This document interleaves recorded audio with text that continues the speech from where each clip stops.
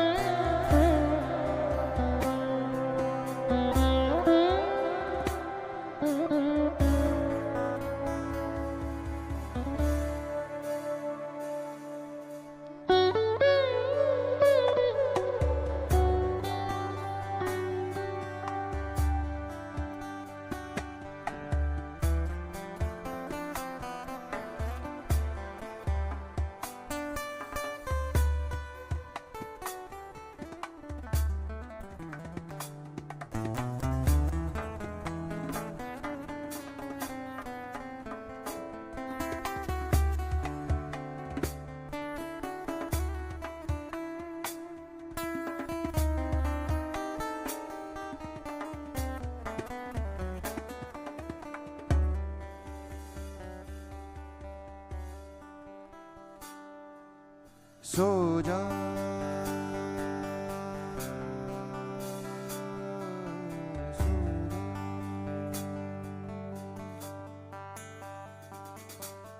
सो जा रे तेने लोरे सुनो सो जा सो जा रे तेने लोरे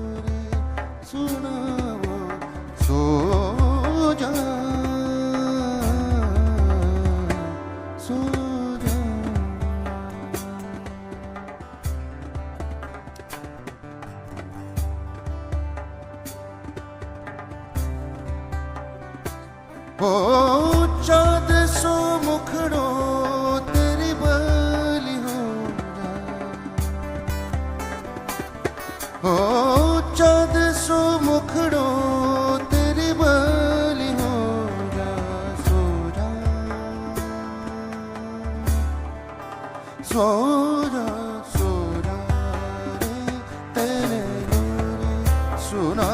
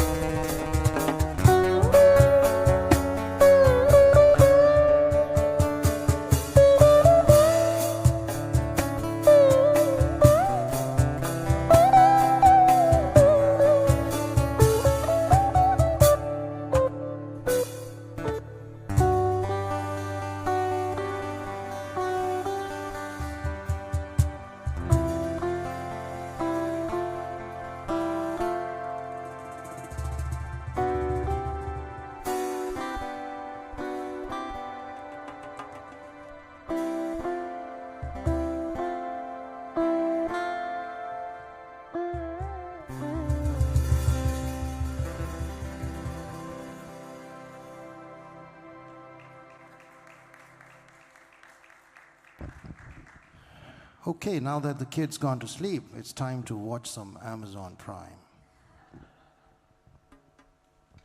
How many of you guys have seen this series called Bandits? Okay.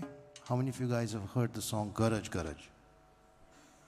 Would you guys like to hear it? Because I had the privilege and pleasure of playing the sitar on, many of the signatures on that series. I am not the character who played the role. That's a friend of mine called Paresh, much better looking, much younger.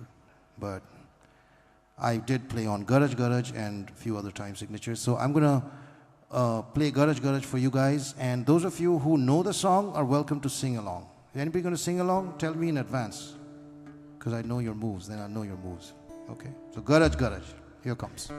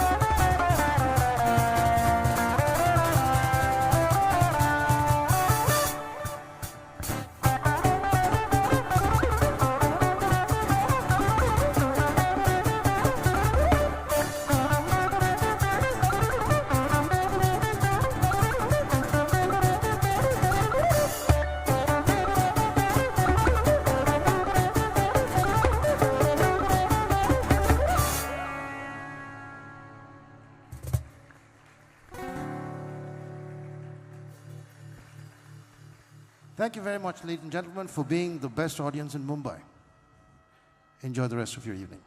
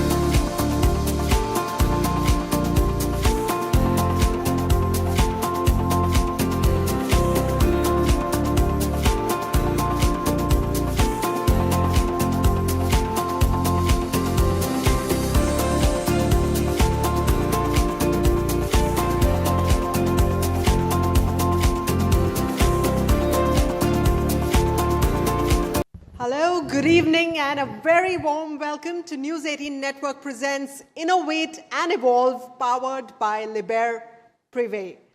Well, that was some great innovation we just witnessed there with music, right?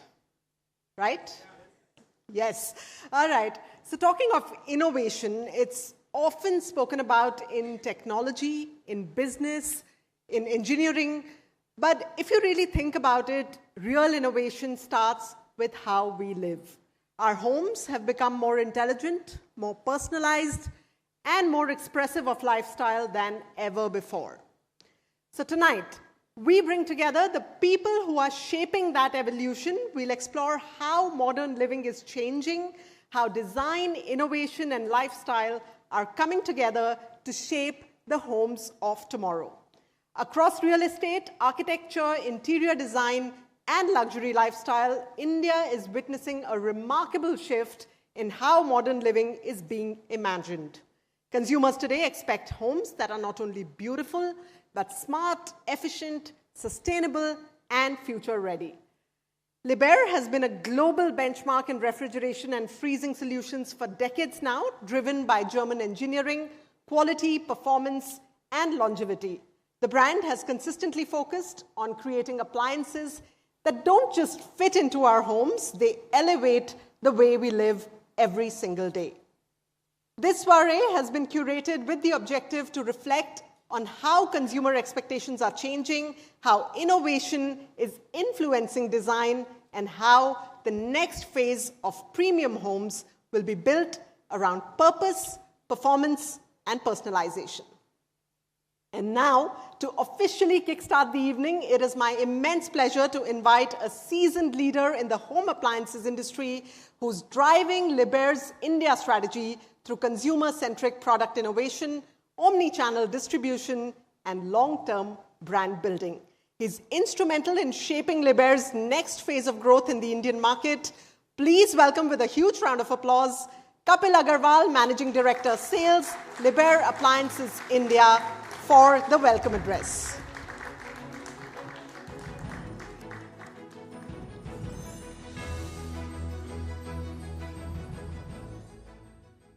Good evening, everyone.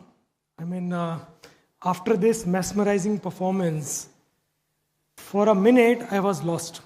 I really forgot that why we are here. I wanted that performance to continue. But, sorry for the interruption, you have to now bear with me. So, thank you very much. First of all, it's a wonderful evening to see you all. And today we have gathered here just to reflect and just to see the journey of this, how the India is shaping up, how we are evolving. And because when we take the name of India, especially in context of what's happening in the global world, we are different. We are different in many ways. And when we talk about Liebherr, unlike other brands in India, this is a late entrant. Most of the people would not know about Liebherr, who we are, what we do globally.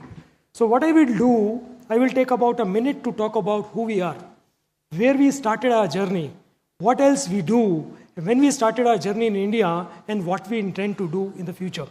To begin with, on the screen, there is an image of the founder of our company, Dr. Hans Liebherr.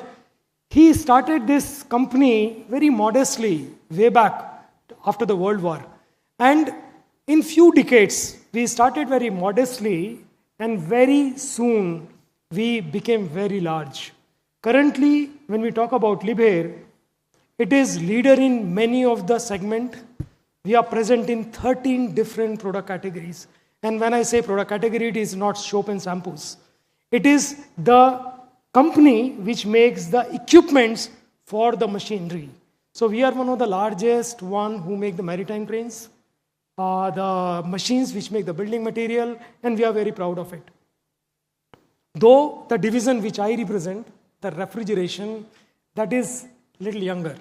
So it started sometime in 1954 in Germany, and that is how, this is an image, that's a very famous image.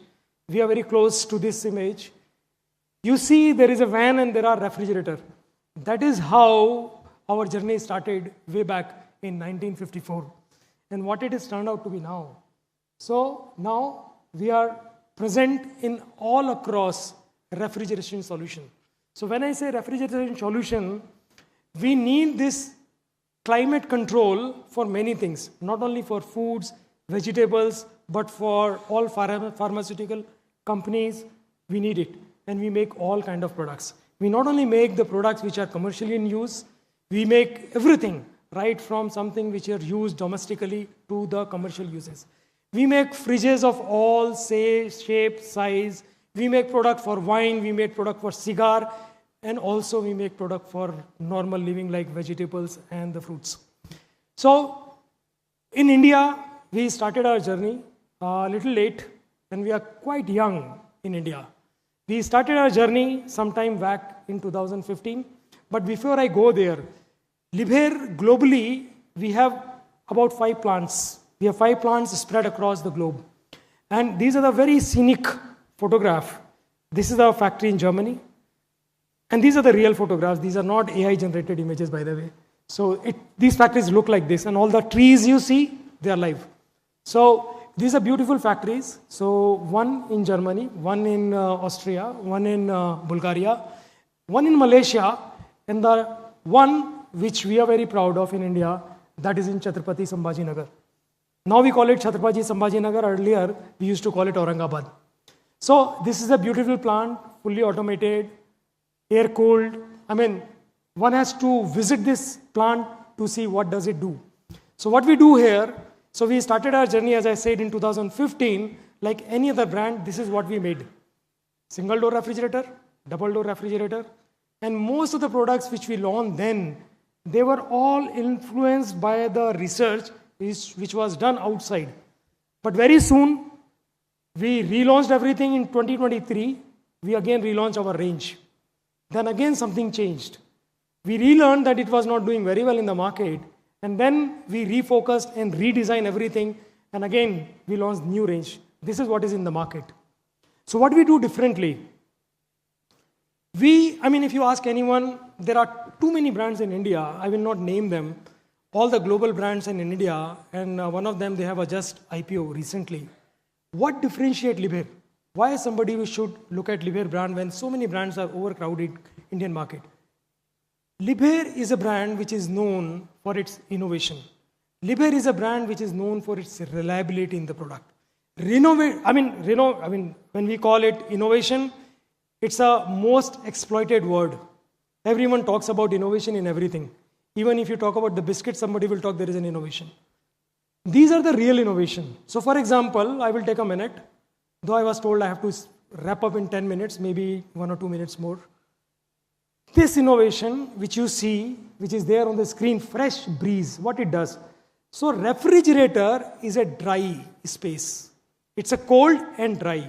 What you need in nature is the moisture and temperature. So what we do, we inject the moisture in the form of a mist in the vegetable basket. So this is kind of a spa, the best environment your vegetable and the fruits can have in a refrigerator. That's what we call innovation. Other than that, there is one innovation which we launched last year. We call it hot to cool. Though it looks very, very mundane, but you know what it does? For all the working women in this room, they will resonate with the solution. In India, we give milk after boiling it. And we all know, if you boil the milk, you'll have to wait till the time it becomes at the room temperature. So we have to wait for 2 hours, 3 hours. You will agree with me, Manisha, right? You are smiling. So in this refrigerator, you boil the milk and you can put it in the refrigerator. It's simple, it's intuitive. After we launch it, many people say, why others are not doing it? Ask them. So this is the innovation we call. The one innovation which is very small, again, mundane, everybody will see why everybody else is not doing it. We call it hands-free operation. What does it mean? So refrigerator is vacuum sealed. So when you want to open, you have to put a force. And nowadays, everybody, at least one hand is gone on the mobile phone. So one phone, just assume you are holding a phone and you have to put something in the refrigerator. It's difficult. Though one should not always be glued to a mobile. I know that. But the fact is, we go with the consumer behavior. So we launched a refrigerator where it's a hands-free operation. You just press the button, refrigerator opens. So these are the innovations. All put together, that is what we are.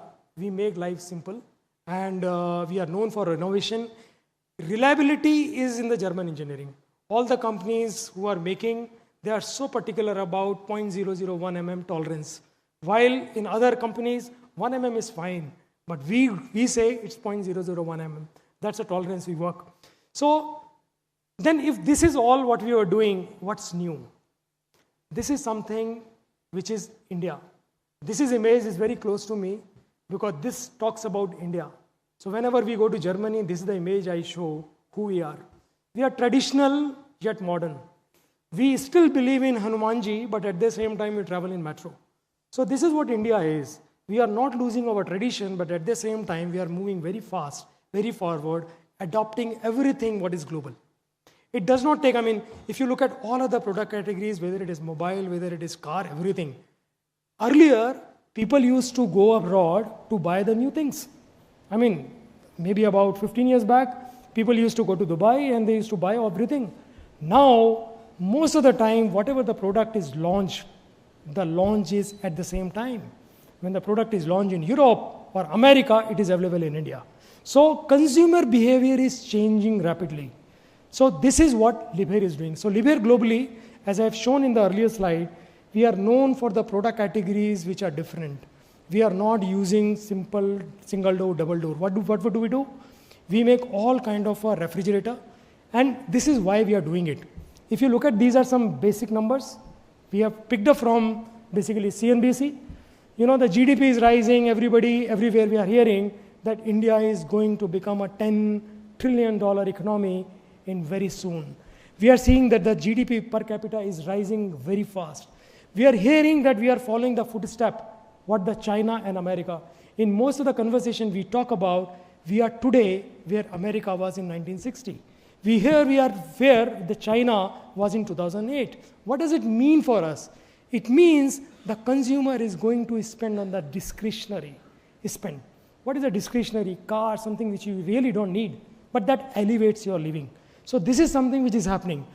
If you look at few things which are helping, we are growing very fast, we are adapting all the global trends, and that's the reason why we come here. Today we are talking about because you are the guys who are shaping this industry.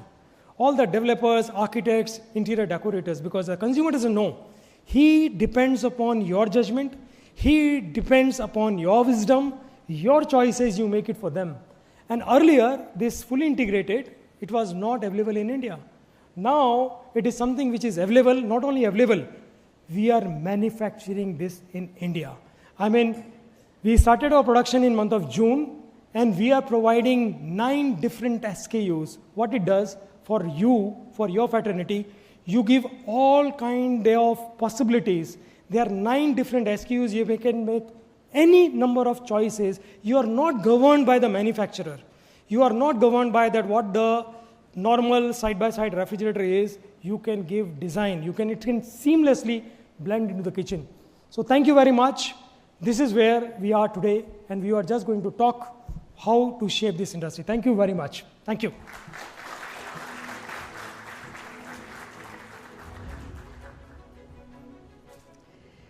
Thank you, Kapil, for setting the tone of the evening and for highlighting Liebherr's vision for innovation and growth in India.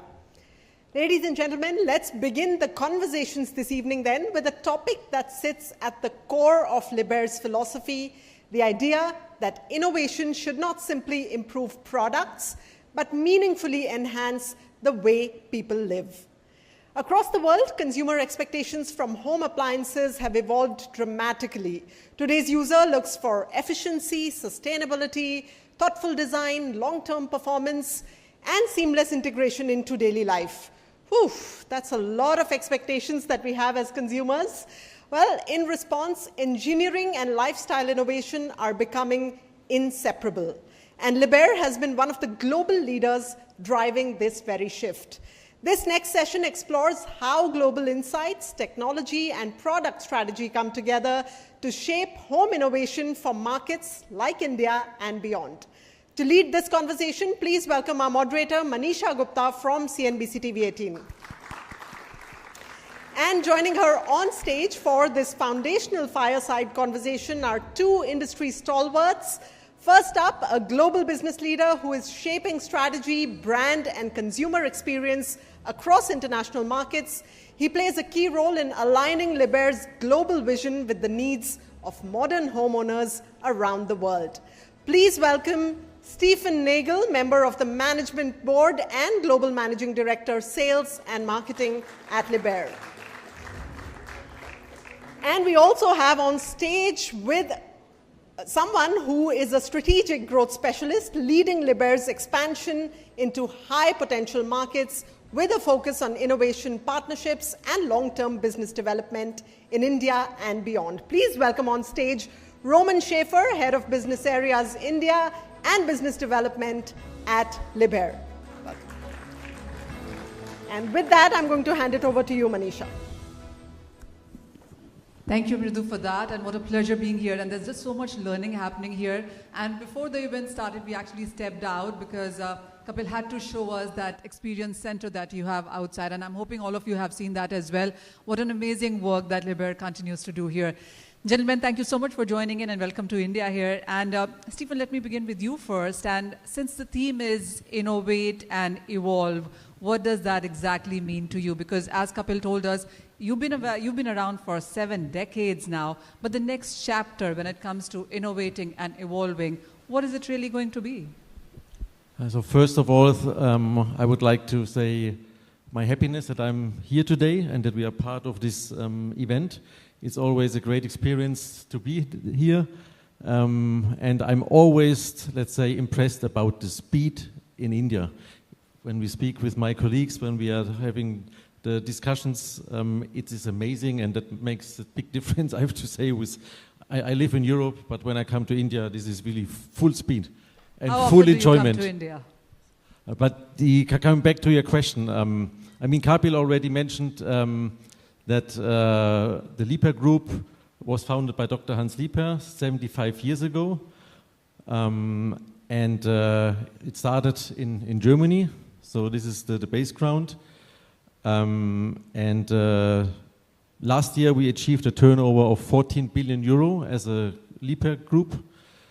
By the way, all shareholders are members of the Liebherr family.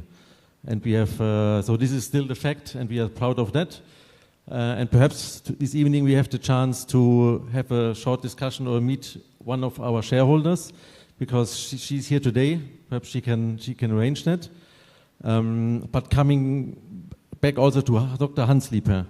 Many years ago, for example, he made a sentence and he underlined that with a strong willingness and with a strong desire to make customers and people happy, you have a big chance to achieve big things and to achieve big goals. And this, let's say, pioneering spirit in combination with the customer-centric approach, this is still part of our DNA. And if you ask me, innovate and evolve, this is, let's say, probably the answer on that. So it's part of our DNA, and we do that also for fun. We work very hard, for sure, but the fun factor is still there in our company, and it's also driven by our shareholders and by the family. Well, you have to be excited in what you're doing, and that's the only way to move forward. Roman, this one is to you, and India is one of the fastest growing world markets, really. So as you are in India now, and as Kapil continues to tell us that you're very young in India right now, you are available in various countries. But when it comes to India, how does Liebherr as a brand resonate with India, and what are the plans here, really? Before we look to today and to future, I would like to go one step back. In 2015, when we decided to invest heavily in this country, we have scanned many countries around the globe. We have been established in Europe. We started in Germany. We explored Europe. And eventually then we decided, to go more international, to get more relevance for the brand. We scanned many continents and countries. After this process, we decided purposely, let's go to India for many reasons. The saturation in our industry for cooling is limited. The buying power is endless. It is a very stable democracy. There's many good things we could talk about India, and then we suddenly realized we are in the country that is developing on a speed no other country can cope with. So it was the right decision at the time. When we now see where we are and what kind of plans we have for future, for sure we know we are at the right place. With our legacy, with our German engineering background, which is part of our DNA, with a strong vision to bring to the consumer innovative product that makes a positive impact in the daily life, we know we are in the right place. We know we have done that in Europe, and we can do that in India as well. Not in a copy-paste manner, because it does never work in India.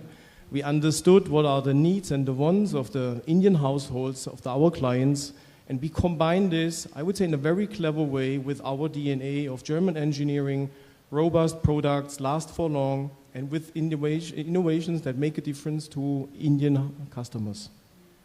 I get your point. Every country is different, and you put out the attributes on why India really works for a brand like you. And I want you both to weigh in on this, and Stephen, you first.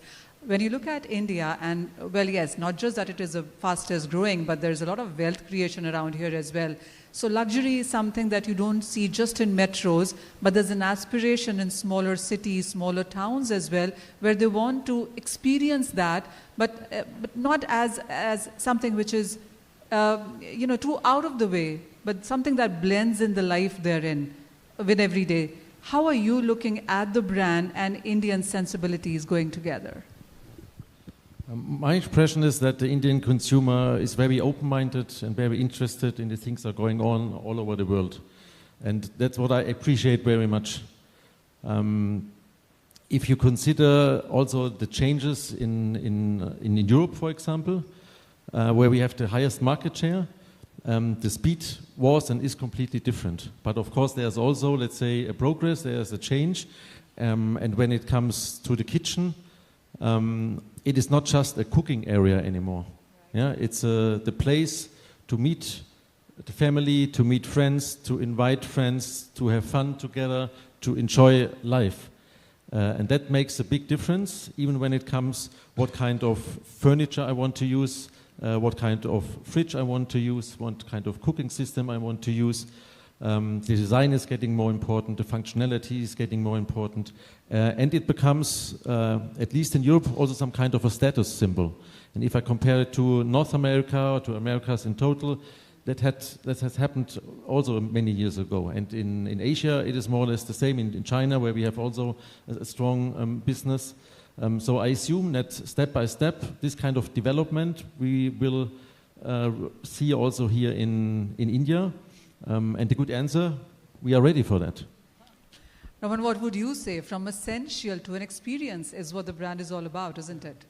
I mean, when we see what happens in India right now, and I wouldn't dare to kind of educate or explain the audience, our guests are the most well-known designers, architects, developers in the country, so they know the global trends. So I wouldn't dare to tell them what are the major trends. They know much better than we do.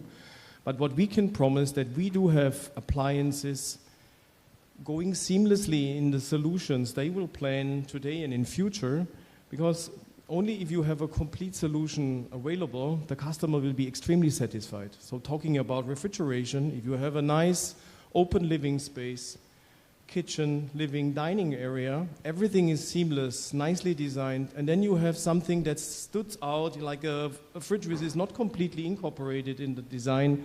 It doesn't look too nice. So we do offer today solutions which just blends seamlessly in this design, and this is something we can see as a general trend. This will last for long, so we can see that trend, that's for sure. Stephen, Kapil also told us on how you have been renovating, innovating, relaunching. So what is it that we're looking at? As you've said, 2015 to 2025 is where we stand right now. With the way the world is moving, it is a choice that people are making, as he said, whether it's about experience, whether it is about sustainability, whether it is also about, an overall sense and sustainability. How are you looking at moving forward from here? Let me put it to you this way. How would you look at Liebherr now innovating? What is the future of home for you? How would you look at next 10 years from here on? I mean, our brand is famous let's say for quality, for innovation, and also sustainability. And we see that also as some kind of responsibility to develop products which are having highest quality, which are having a lot of functionalities, which are giving added value to the end user. But of course, we want to secure that also the next generation can live in a good world. So that's why we decided, and we put it, for example, in our so-called strategy house, that sustainability is playing a very important role.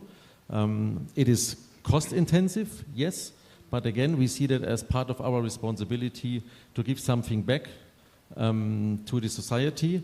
And we really do many activities in order to be different also in this way. And one of the differentiation is that we not just speak about it, that we do not prepare some nice PowerPoint slides, that we realize it, that we have a common commitment, R&D department, product management, sales department, customer service, the entire organization. Also the family is supporting us in that, because this statement is also valid for the other divisions.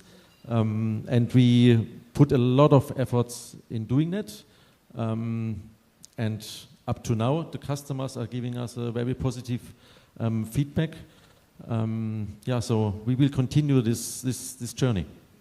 That's a very well said point, Stephen, because innovation can't be in isolation. I'm sure you're listening to all of your stakeholders, whether it's consumers, whether it's technology, whether it is various other aspects to it. Where is it that you get the max feedback that you really want to listen into?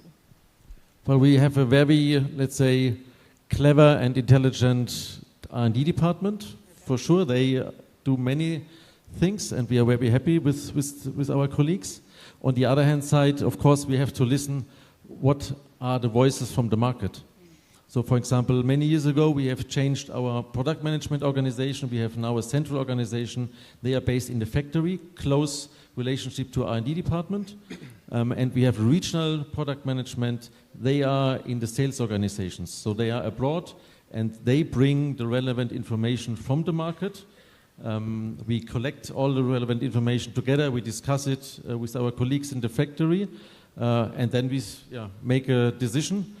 And in most of the cases, we are very successful. If not, we try also something out. If we have to change, because perhaps it was the wrong decision, then we also feel free to adjust it. Again, the customer voice is the most important thing, but you have to bring it together. I think from both sides, you can bring inspiration, inside and outside, and with the clever combination, you can have success, and we are happy so far with it. Maybe to add what Stefan said, we do also collaborate with external partners. We do not only work internally, where we have really experts doing their job day by day, but we also collaborate with universities, with institutes, with startups. And we have even established our own innovation unit, which is called Liebherr the Lab, which is searching for collaborations outside of our organization to always understand what are the major trends when it comes to refrigeration, when it comes to storage. So we are exposed, and we are looking for all these trends around the globe. And coming back to your question, what is, 10 years down the line, what to expect as a major trend and what will change? When we look back 10 years or even 20 years, the technology of a refrigerator has not really changed dramatically. The technology is still the same, but what we can see when we look into future, which is what is still very important to all of us, is we will enjoy fresh food. We will not eat dry food only. We will not eat only processed food. We will enjoy fresh food. So this is a very stable component to us, where we feel we will need in future refrigeration. We need climate control to ensure healthy lifestyle to our consumers. So we look into this segment a lot closer than many other brands. So climate control, this is our core competence, I would call it.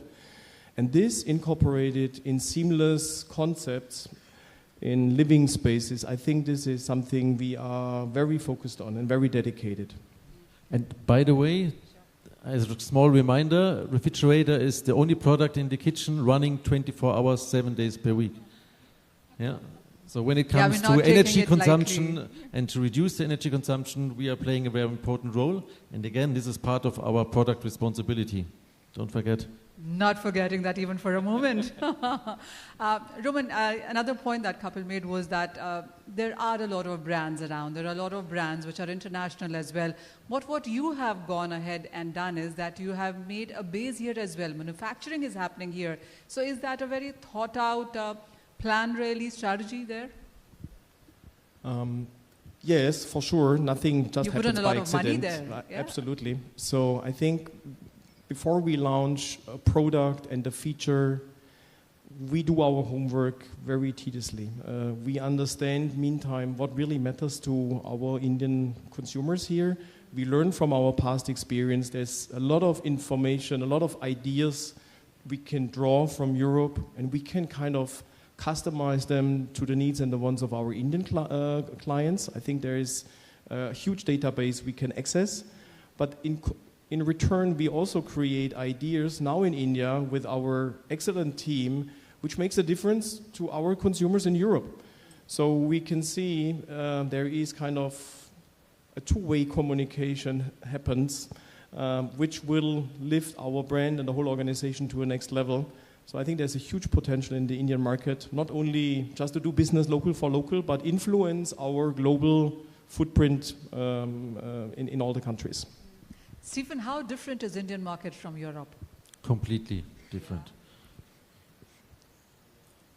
I think it took us 3 years to prepare ourselves, our organization, before we started production in India.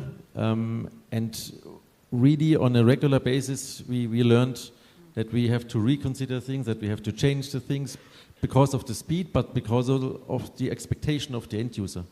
I have to admit, in the beginning, we thought customer service perhaps is not such playing an important role. It's the opposite. When it comes to the quality level, it is also higher. When it comes to the speed of launching new products, I would say worldwide number one. And also when we had our discussions with potential retailers, customers, it was really inspiring. And always when we fly back to Europe, I'm sitting in the plane and think, well, I really think we have to make some changes in Europe in order to be competitive in the future. So the learning curve is really very high. I would love to see that price sensitivity is not so extremely anymore, but this is also a learning curve. So a small price change in India can have a significant impact. We are not used to have such a situation in Europe, but it can happen. So that's why I think the expectation from the end user and from the retail partners perhaps can happen also in other markets in the future. So that's why, again, it was the right decision to make this investment here in India. We always think and act in the long term. And we are very happy to continue our success story. And I would like to mention also we have an excellent team. I'm really proud of my team here in India. I really would like to take this chance. You're doing an outstanding job.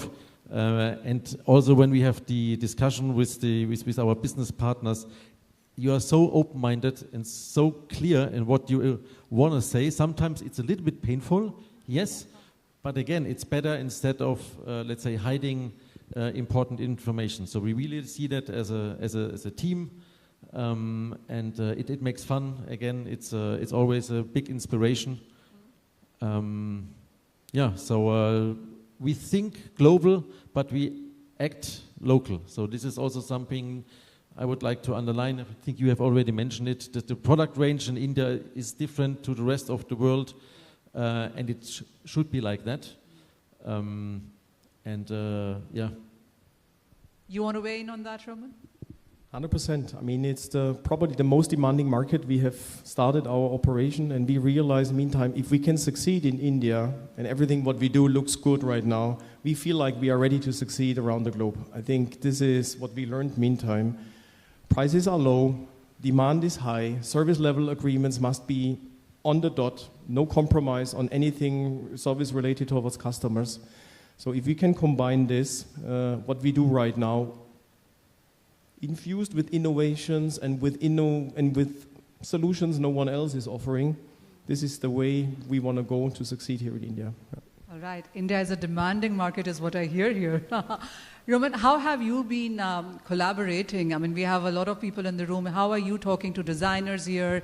How are you talking to builder as a community here? What really has been your feedback on that front? Well, we do, I mean, being a specialist, doing nothing else than refrigerators, we cannot work in isolation and then launch a product and hopefully everyone loves it. I think this is what we not do. We do openly communicate with designers, with architects, with people who think about color trends, materials used in the living environment, in the kitchen. So we do openly collaborate with them, share products we have in mind, we want to launch, get their feedback, adapt the product to their understanding and needs and wants. And then I think we are always on a good path to bring something to the markets which has a certain relevance. We are not someone who is copying products which are existing in the market already. To innovate something is much more difficult. It takes more time, it is more costly, and that's why you need to be 100% assured that whatever we bring to the market will succeed. So we are very careful with that, but we are closely collaborating with the experts in our industry, coming up with the best solutions for our clients. Stephen, when you talk about luxury, and this is what we start believing, and we're looking at that in India as well right now, that luxury should be more about accessibility and not exclusivity. Are you seeing that happen in India? Do you see that happen in other parts of the world? Well, when we speak about exclusivity, we speak about a niche market. I think that it is not a problem to say that in a niche market, the people want to be treated also in a different way. They spend more money for product, and of course we want to make them happy. So we try to do both. That we want to meet the expectation of the consumer. And some consumers, they want to spend a lot of money. Some consumers, they don't want to spend a lot of money. And I think as a specialist in cooling and freezing, we have to give an answer to both categories.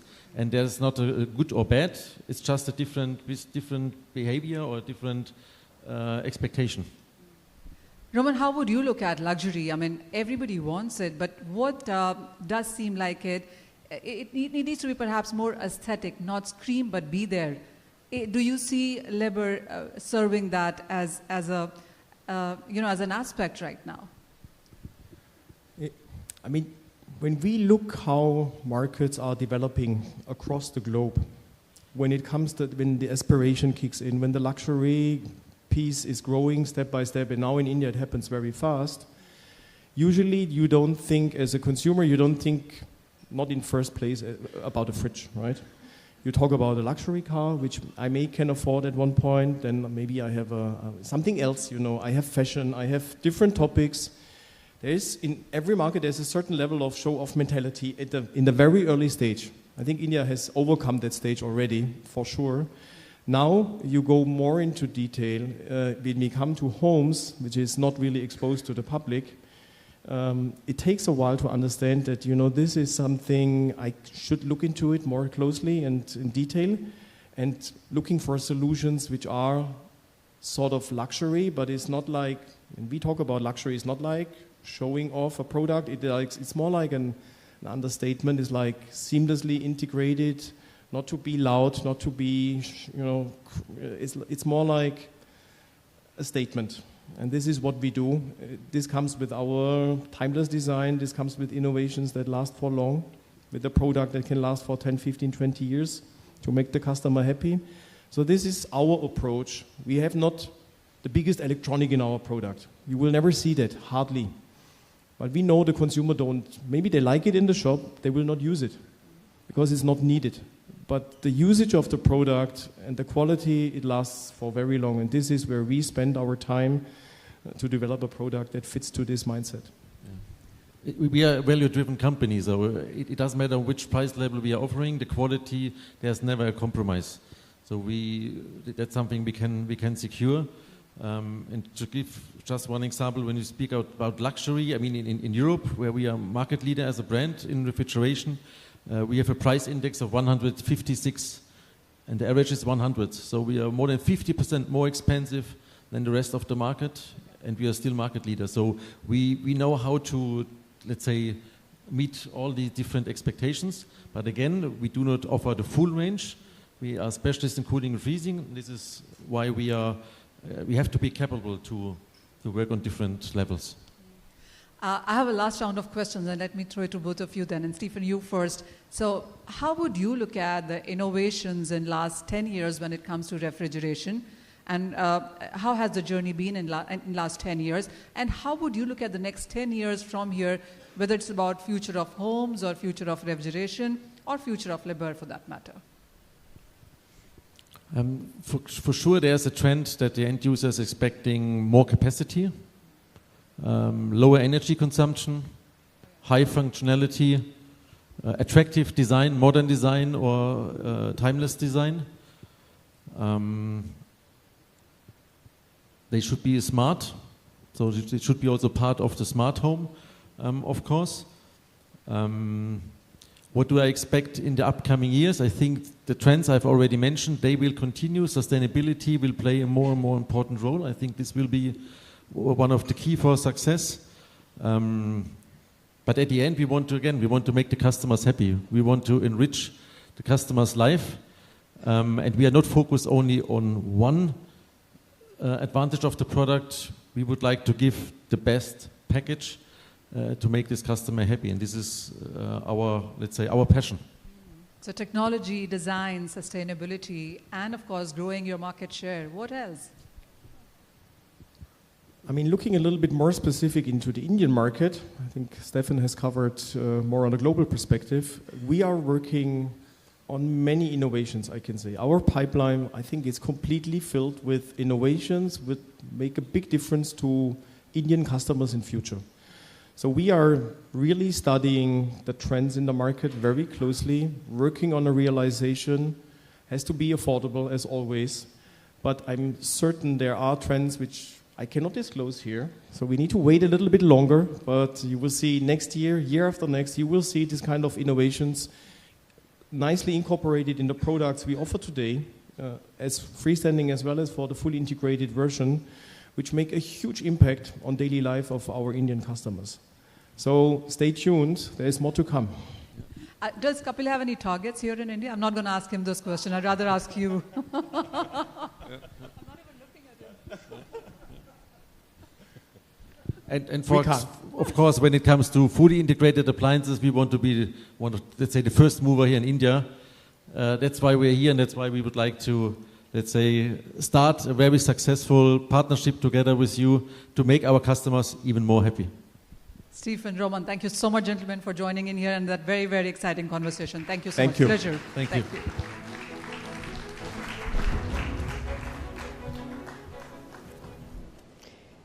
Thank you, Stephen, Roman, Manisha, for that very, very insightful chat and for really highlighting how global consumer trends and engineering excellence are shaping the future of home innovation. Now, ladies and gentlemen, our next session focuses on a major shift in the Indian luxury consumer. Premium living is no longer defined by scale, it is defined by experience. Smart utilities, automation, security, convenience, sustainability, and wellness are increasingly becoming the foundation of aspirational living. So this discussion will decode the transition from space-driven real estate to experience-driven smart homes and what this means for the next chapter of luxury in India. To moderate this session, please welcome on stage Sonal Bhutra from CNBC-TV18. Round of applause for Sonal. And joining her for this fireside chat is a visionary entrepreneur who has redefined land ownership through a fully digital, consumer-driven real estate model. He has scaled India's largest branded land development business across geographies and customer segments.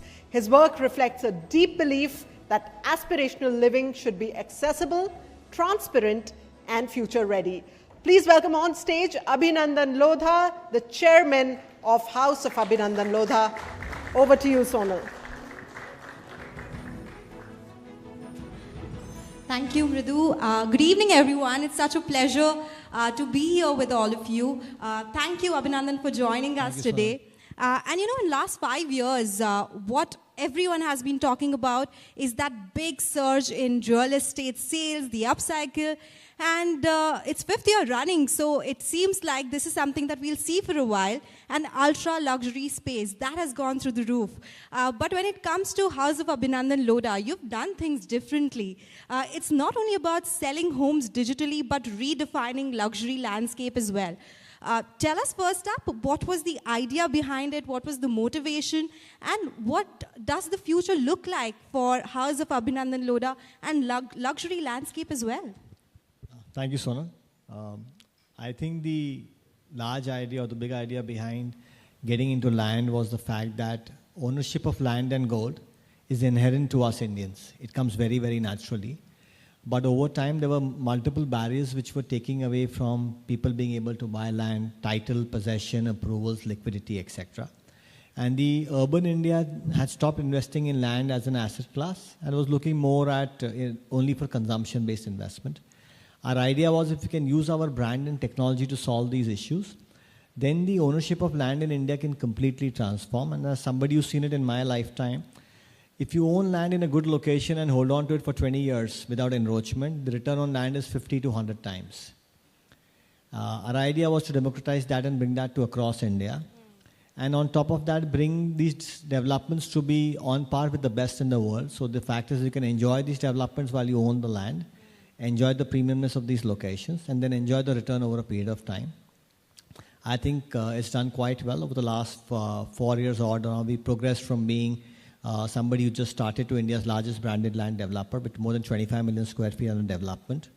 We've also started our luxury developments across Mumbai now. And I think in general what we realize is that the definition of luxury in Indian real estate has moved from being pure location to a statement of lifestyle, including sustainability, whom you're staying with, why you're staying somewhere, and no longer is Borivali any less premium than Worli. It just depends on the kind of development you're staying with and whom you're staying along with. It's just not the product, it's an experience at the end of the day. Absolutely. And considering your finance background as well, the numbers would be spot on. But you know, while you're talking about Indians and their asset development or asset owning patterns, they also like to see things when they buy them, because something like real estate is very emotional. You are able to sell homes digitally in a market where people like to touch, see, experience before they actually put in money. How did that happen? I think the general idea again comes from the fact that this happened during COVID, and my personal realization is people like to touch, feel real estate only because there's an inherent lack of belief in what the developer is saying versus what he's giving. Otherwise, you look at the highest level of consumption that we do, we are very, very happy to transact in belief. If you're able to build scale in a business, the only way to do it is take away physicality. That's what the world is telling you today.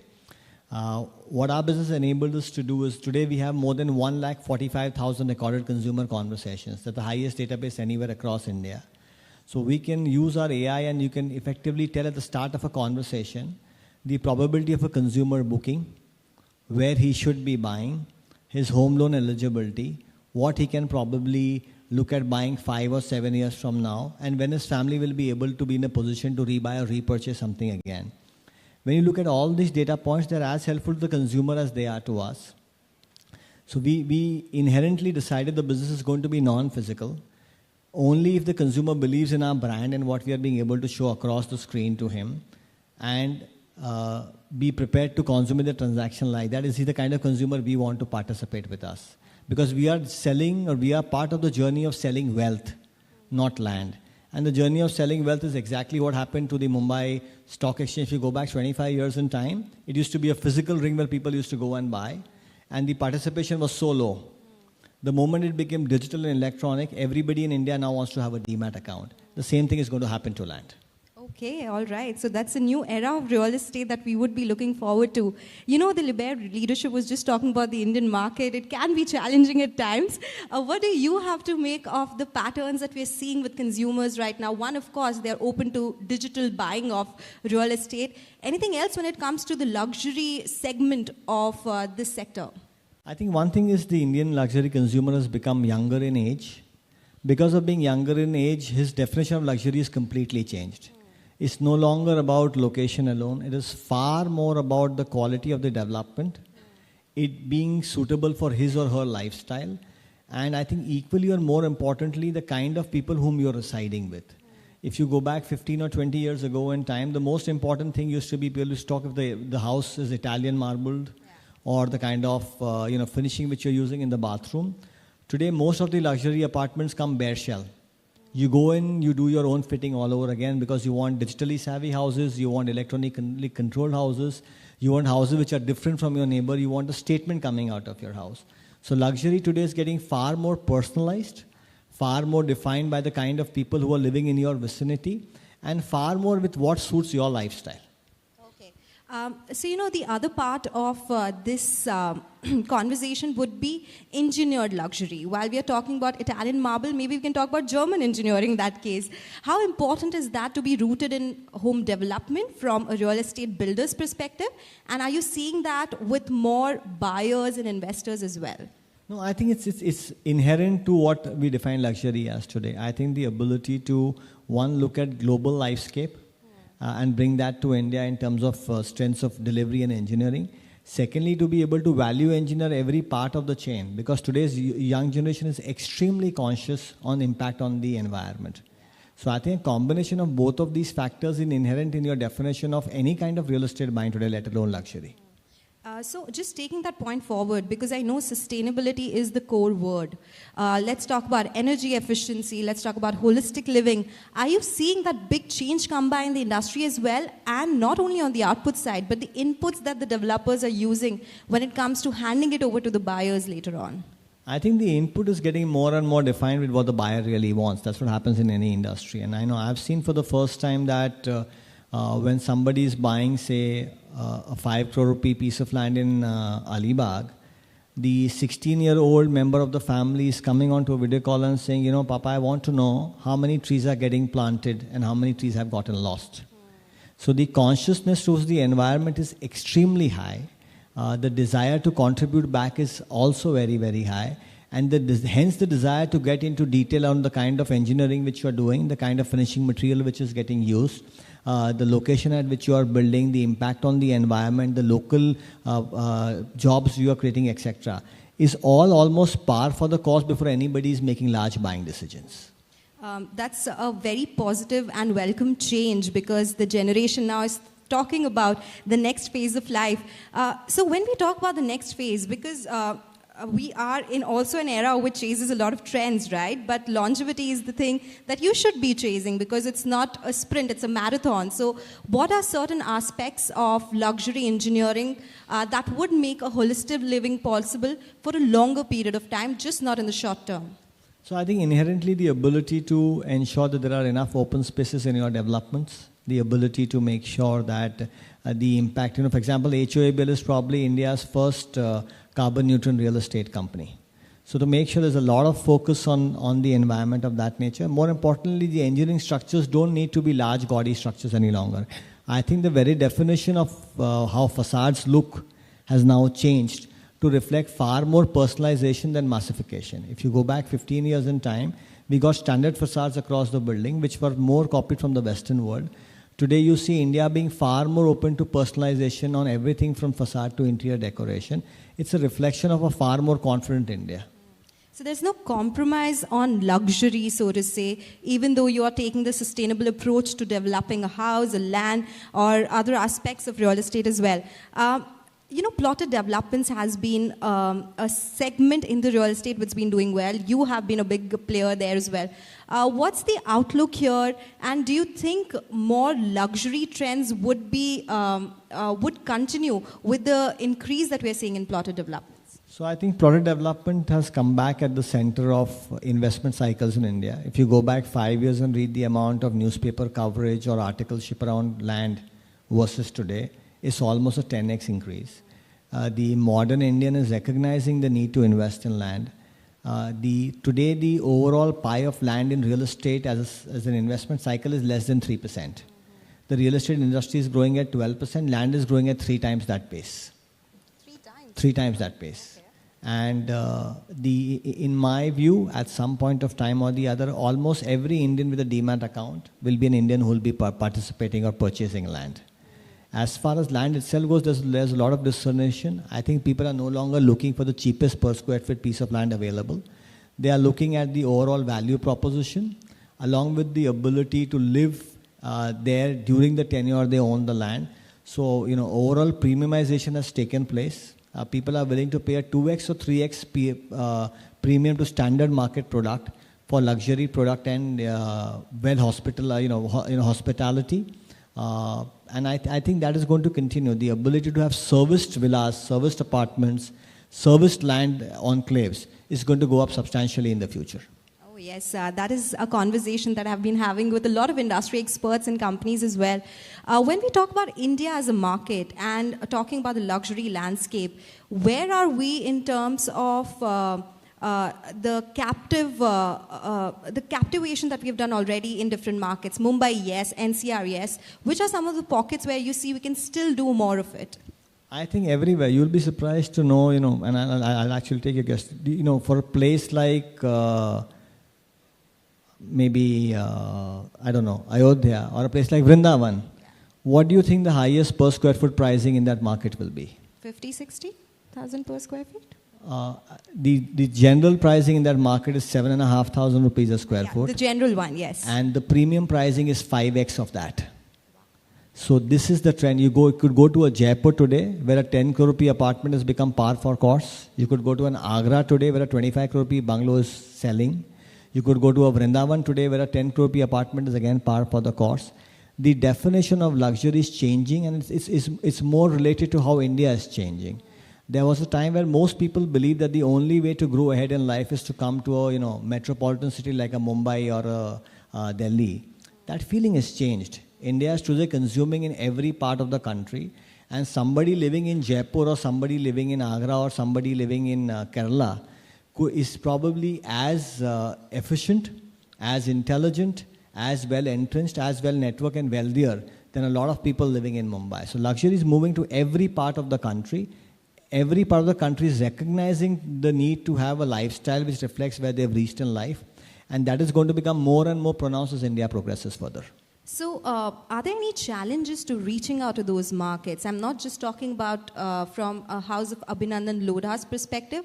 From the entire real estate segment, would you see this trend continue, or do you think we could plateau at some time, or is it just the start for that big upsurge? No, I think in general the real estate luxury story in India is tied to the economic story in India. There's a general belief that India has just taken the first step in a long journey towards economic growth. So as the economic growth percolates down more and more, and we've seen with this government that they are very, very focused on ensuring economic growth to the last level.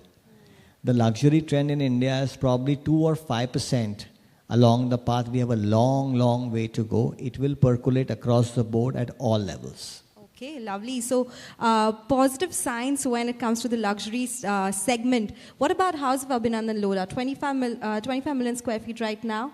What's the next target? I think we'll continue to grow at 25 to 30% for the next 3 to 5 years to come. We publicly said that we plan to cross 10,000 crores of sales in 2030, but we are more a company driven by the impact we can create. We are the largest in land in India today. We want to be the largest in affordable housing as we move along, and in super premium luxury. So I think a long, long way to go. First step taken in a 100-mile journey. Okay, all right. That's amazing, Abhinandan. Thank you so much for joining us Thank you, today Sonal, with your thoughts and the outlook on luxury segment, because that definitely is the start for the industry. So good to know your thoughts on that one. Thank you so much. Thank you so much. Pleasure.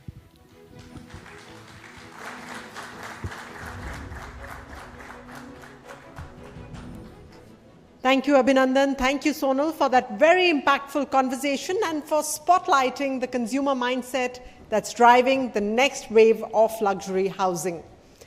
Well, the modern home is shaped by a wide spectrum of influences. There's technology, sustainability, art, materials, ergonomics, aesthetics, and of course, there's our personal identity as well. Now, a successful home today is one that works intelligently, nurtures well-being, and reflects individuality. So the next panel will bring together leaders who represent the ecosystem for tomorrow's homes across architecture, interiors, art, design journalism, and lifestyle innovation.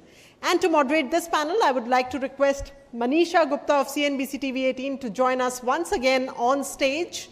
Let's hear the applause for Manisha.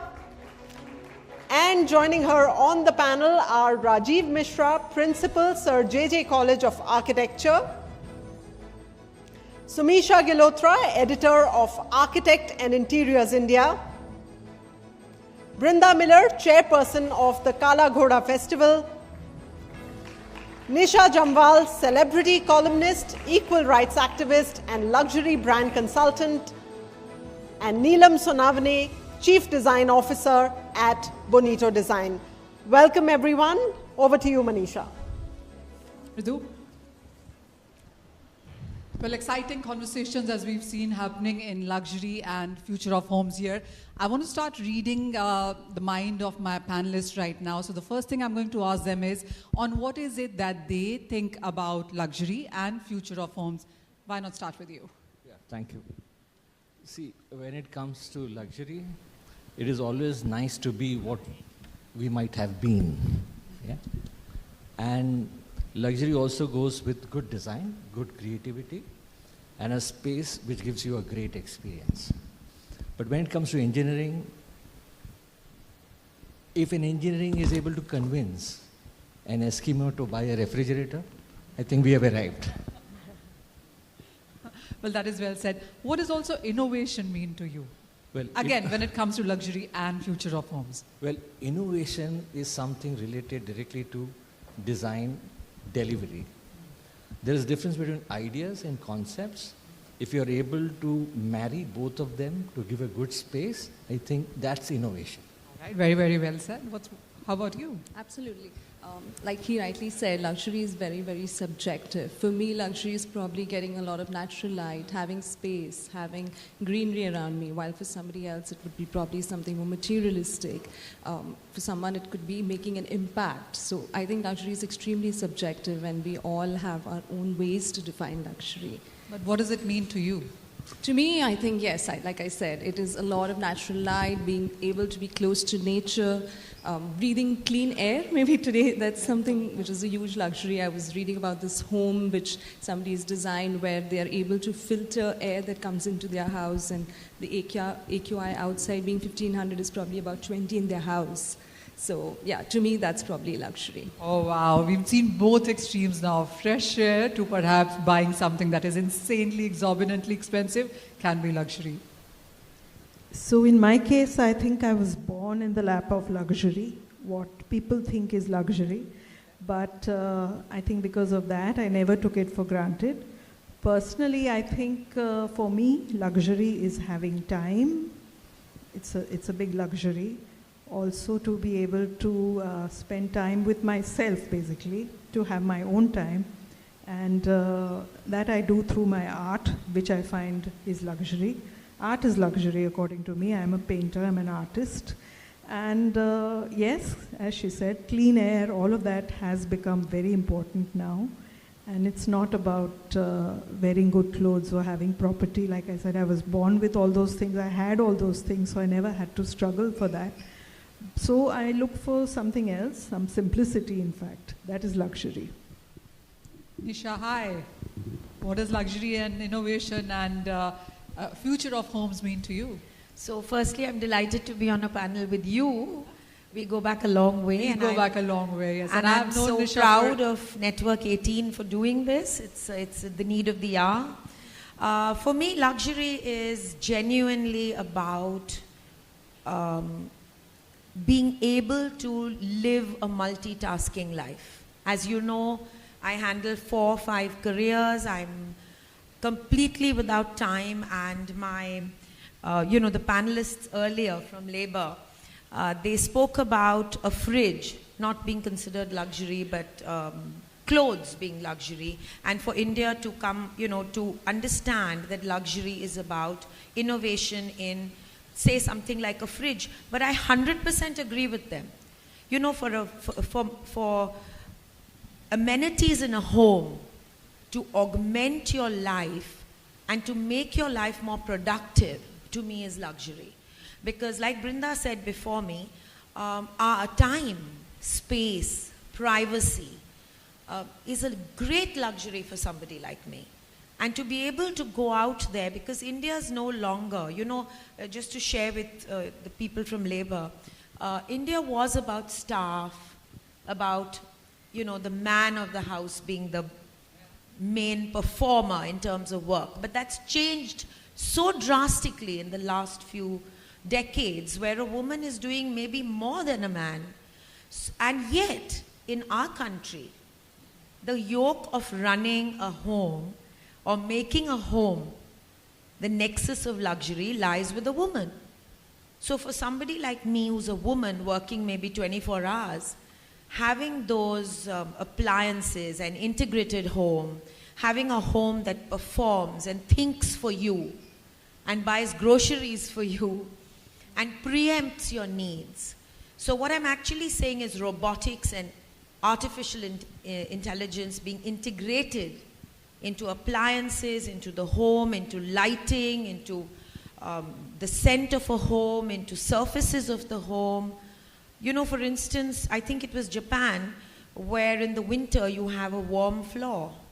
Or in South Africa, when you're snuggling into your quilt, it's a warm quilt. Just little things like that to me are luxury. I almost know, I almost feel that I know them now. I'm almost reading their minds on what they are. What does luxury and future of home mean for you? Hi. Thank you so much for having me on the panel, and good evening, everyone. So what a wonderful ideas and thoughts Definition about luxury. of luxury. Absolutely. So for me, luxury is, it's a range of, I think today the way our lives are integrated with work and personal life just being one. For me, luxury is being able to spend time with my loved ones, because we are all in 3 directions in 3 different cities. So for me, finding those moments to spend with my son, with my husband, with my parents, that's luxury for me, but that's one end of it. The other end of it for me is being able to operate optimally, not just in my personal life or professional, but just my role as a mother, as a friend, as a colleague, as a professional. For me, being productive and being able to operate optimally is joy for me, is contentment, is luxury for me. And to take that ahead, to answer your question on what is innovation, I think the emerging technologies that we are experiencing, what a brilliant time to be alive in our generation, especially where we've seen a life without internet, and also the other end of it where we are all just glued to our devices. The kind of transformation that emerging technologies are really having on our life, on our work, taking away the friction of our daily rigmarole. And also from a work standpoint, I think as an architect and as a strategist, I remember that being able to have repetitive tasks was almost like a part of our life. But today, just having an algorithm to take that away and amplify our work is innovation for me, and just completely love being in this era and grateful for that. Staying with you, I'm just going to pick up a line from that famous ad, ki har ghar kuch kehta hai. For you, what does that mean? So for me, the house or home, I'd rather say home, is more to do with the personalization of people. It's the story and the narrative that it tells about those who occupy it. And it can have all the luxury, all the glamour, but there are these spotlights where you can just go and spend the time the way you want with your loved ones, and that may be just a cozy nook where I sit early in the morning with a cup of coffee, soaking in the sunlight, or just a sort of a corner where I'm, having a lot of fun with my son and with my family. So for me, personalization and the narrative of those who occupy the home is the beauty of that home. Rajiv, let me bring that to you now. Yep. Having coffee where the sunlight is on you, that doesn't happen in homes in Bombay. So as the cities get denser and as we look for more openness, perhaps that small balcony, a small deck where you can have coffee in the sunlight, as she puts out, how are we building homes now, especially in a place like Mumbai, and more cities now seem to be getting in like that? Yeah, see, to make my point clearer, I'm in the business of creating designers and architects. To me, balcony is a celebration of a space at a height. It is a method to connect yourself visually to the world and as time to spend some time with yourself so that you grow. Yeah? When it comes to dense cities, there are only two ways of growth. One is densification of existing central areas. Another is to go around the city, okay? Where you have open spaces like I think Abhinandan just said, land around. So these are the only two ways of development today. But I think what is very important is sustainable lifestyle so that everybody has an opportunity to use the diversified thinking of expressing themselves and letting the world know that this is the way I want to live and this is the way I think I should let others know that this is the better way of living. I think in cities now, what you make most of your space, of course, with a lot of thoughts of tradition, modernity, and using climate as a design factor, the achievement of the success of designers is bringing to the client what they want. And I think the cities will grow. You cannot stop them from growing. But yes, due to the increasing urbanization, the global south is now going to be affected, and therefore it becomes very important how innovative you are to give space that gives you wonderful experiences of living and joy. Nisha, this one is to you, and we do understand that luxury is also a lot about visual, but it also now is more about experience and sensory, would you say? I couldn't agree with you more. Around 20 years ago, I saw luxury in my clients when I was styling and designing homes as amassing, luxury in terms of physical and material possessions. Today, luxury is more about sensorial experiences. So when you are talking about creating luxury in a home, it's about integrated spaces that give you that experience the moment you enter your home. And in our world today, staff is a fast dissipating luxury. So a home that does a lot of work for you is something, if a lot of you read Richie Rich, having an Iona for me is luxury. Also, it's not something very far away. It's, I was in Shenzhen recently, and my doorbell bell rang, in my hotel, and there was this R2D2-like creature who just said, may I do the housekeeping of your room? And she actually came, and one hand became a brush, and one hand became a mop. And, it's a dream I'm looking forward to, because I think India's moving leaps ahead with people studying, and that's the only way India can progress. So on another note, luxury also has to be a little more democratic. It cannot be just for us. So for that to happen, we do have to have homes that work for us so that we can allow a different segment of society to study, do well, and become part of our lives in terms of luxury. So Abhinandan Lodha is looking at, creating homes for so many other people, for democratizing ownership of homes. And people like us have to look at encouraging. So for me, luxury is also being able to help others get that hand into education and making India more democratic. And for us to create homes that are integrated and working harder for people like us. Brenda, weighing on from the art and culture point of view, then every house has a personality, but modern homes, do you see that storytelling going around with them too?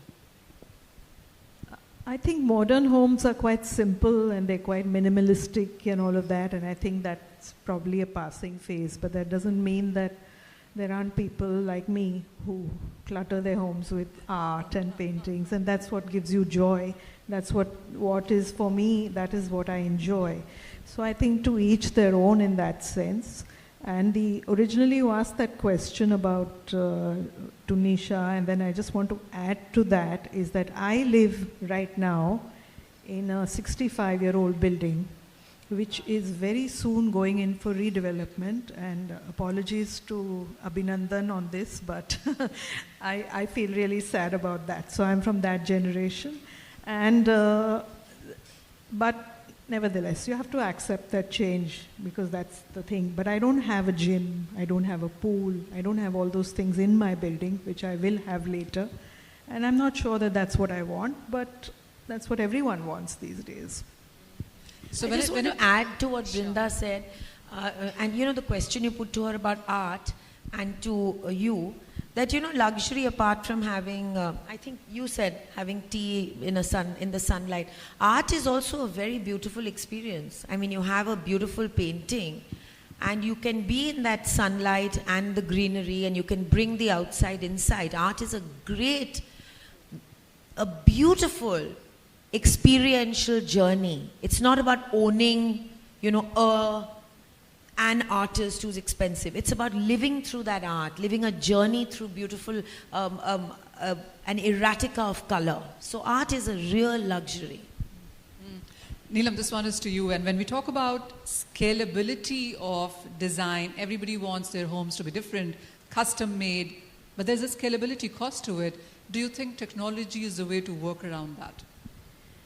Yeah, so just to park this question, but to build on to what Rajiv just said, I also wanted to add in that yes, cities are getting dense and difficult to catch the sunlight and to have the coffee, but I also think, just thought of the Muji home, the Muji house of Japan, which is more to do with having spaces which can evolve, which are modularized, which are more like digital platforms. You know, they're upgradable, they're modular, they're intelligent.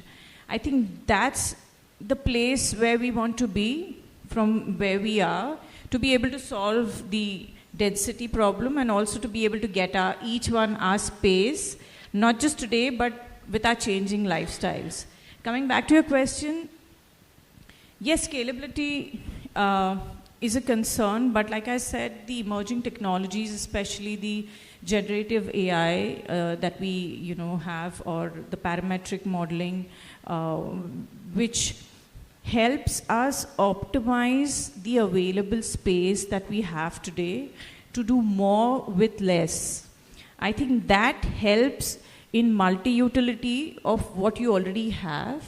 And instead of, so the way it helps the designers and even the end users is really to bring about intuitive living. So technology, for example, integrated into a space, we couldn't think of this, a few years ago, but today when we are in the midst of a space, and if we think of Apple devices. So Apple basically designs, doesn't create devices, it creates intuitive experiences. Imagine a home that is able to predict your patterns, the human behavior patterns, and you have those integrated into your house, and they are able to sense the level of stress, the level of fatigue, and respond to that through technology, and are able to reduce the cognitive load. I mean, that's the beauty of having technology integrated into the design today. And that's something that, is exciting for me, and I think for all of us. Just look forward to getting It's there. very exciting to hear, and Rajiv can't keep the hand off the Yeah, microphone. Please go ahead. I think I cannot disagree with her at all. See, any space with all its intelligence, if it lets the user have all the fun and adventure with themselves and with the guest coming to him, they are actually communicating to them, this is the way to live, and this is a better way to go ahead. And therefore, it inspires you to be more productive. It invites you to succeed more and more. And there is a great impact of space on the working conditions in the homes or any of the working spaces. And art, of course. Art is magnetic. It can change the expression of the space. It can make you think better. And it actually expresses your thinking to the visitors coming to you. And the right choice of art helps the owner express it in a better way. Got that. So, Misha, coming on, beautiful homes versus smart homes. See, a smart home can be beautiful and a beautiful home can be smart as well, right? So I just wanted to add to the conversation that was going ahead is that, yes, we are all living along with technology, and while we all would agree that, living amidst nature is great, it's great that today technology is actually able to take us closer to nature, or at least stimulate the same sort of senses into us in different manners. Like you have lights which probably make you feel like the sky is open. So that too is a great way forward if we are not able to actually come to where we are. Coming back to beautiful homes and smart homes, like I said, they're both interchangeable a lot. Both these words are very subjective. Homes become beautiful when they're smart because the people living in them are happy, convenient, are enjoying moments of togetherness, are enjoying moments with things they love, whether it is art, whether it's furniture, whether it's good design, whether it has passive design strategies. So I think both of them are equally important, interchangeable, and both necessity in today's time and age. Let me talk about technology then, and let me come to each one of you on what that means to you when we talk about this art, culture, storytelling, and of course future of homes, because that is what we are talking about. Rajiv, to you first. AI, technology, scalability, how is that being used when we talk about homes and luxury going forward? I think technology is a design tool. Helps you think better. But if you integrate art, design, and architecture to offer a better space or to offer a better place. Space is actually image of a place. If technology can enhance the experience of the space, then it is good. But it can't think. There is something called design thinking. Artificial intelligence can only help you do better, but it cannot replace you. If you are a good designer and if you can think better, artificial intelligence will help you enhance it, nothing else. So we should not be enslaved by technology. We should use technology to perform better. This is what I feel. And when it comes to utility, aesthetics, they have to be married. And technology cannot design for you. This is what I wanted to say. I always face this problem when I asked architects, designers, and artists, how do you use artificial intelligence to improve your productivity? I gave them a home assignment. You know what they did? They used AI to find out the answers. And they did not know what to do.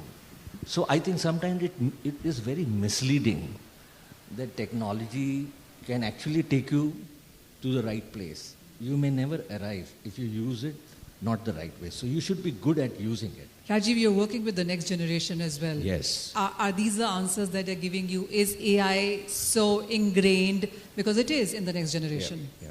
You see, I am from Generation X or whatever you say. When you deal with Gen Z, they always are smarter than us. But when it comes to design thinking and design delivery, they fall short of using the technology the right way. I am just here to inspire them to think better. You use technology. But at the end, if you don't deliver what is good, then you're wrong. So there is one very beautiful saying by Buckminster Fuller, who says that whenever I am trying to solve any problem, I try to do my best and I think only of solving that problem. But if the design solution that I come out with is wrong, then I have to try to do it again. So you may find various solutions, but ultimately if it is not aesthetically appealing and if it is not good to absorb, then I am wrong.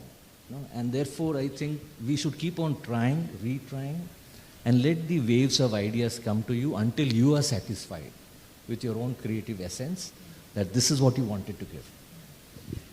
Do all of you use AI in some sense in your daily work? Yeah. We all do.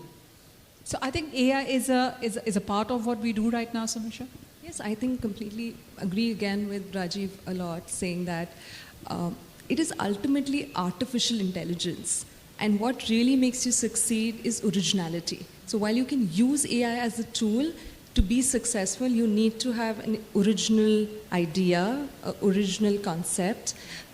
So yes, it's great. You need to use AI. It's a part of our lives. You do a Google search anymore. It's your AI recommendations that are going to come up in front. My daughter's probably using AI more than anybody else. She's just 10 years old. There's no doing away with it, but it does not replace originality. And I think that is something, skill building towards originality should not and cannot be taken for granted at all. So, I have to share this with you in media as well. What we can do is, if I have 3 videos that I have shot, they only need to just show my face and feed it a script, and it seems like it's me talking that script. So that is what AI has done. It does scare anchors like us, but again, as added, it does not add perspective and emotion to that, and of course analysis as well, not yet.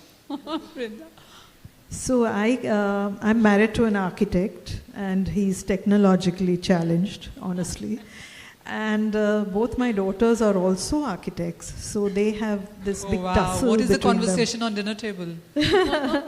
Yes, there's always a fight, because I have to say that he's the one with the experience, he's the one with the ideas, he's the one who knows what is good design and what works and what doesn't work, the practicality. Whereas they're the ones who are very, very smart with using technology, and they don't think certain things are important. Their priorities are different. But personally, I don't need to use it too much, so I'm quite happy with that. But sometimes I need to get something executed, and I use the help of people who can do it for me, which works very well also. Technology and AI. I think technology is the way to go, and I don't think there's any avoiding it. But yes, originality in design. Also, there's a lot to be said for India, which has been a cultural mecca for decades. Using indigenous art, using indigenous craft, which our country is famous for, softens the feel of an interior, be it a professional business space or a home. So there are aspects, human aspects, nothing can replace what the human hand, especially the traditional art that comes out of Orissa, Bihar, Jharkhand. It's absolutely magnificent, and we are losing it. The Paramparik Karigar is going to become a thing of the past. So yes to tech. I've already said I'm a great fan of tech. I'm a techie.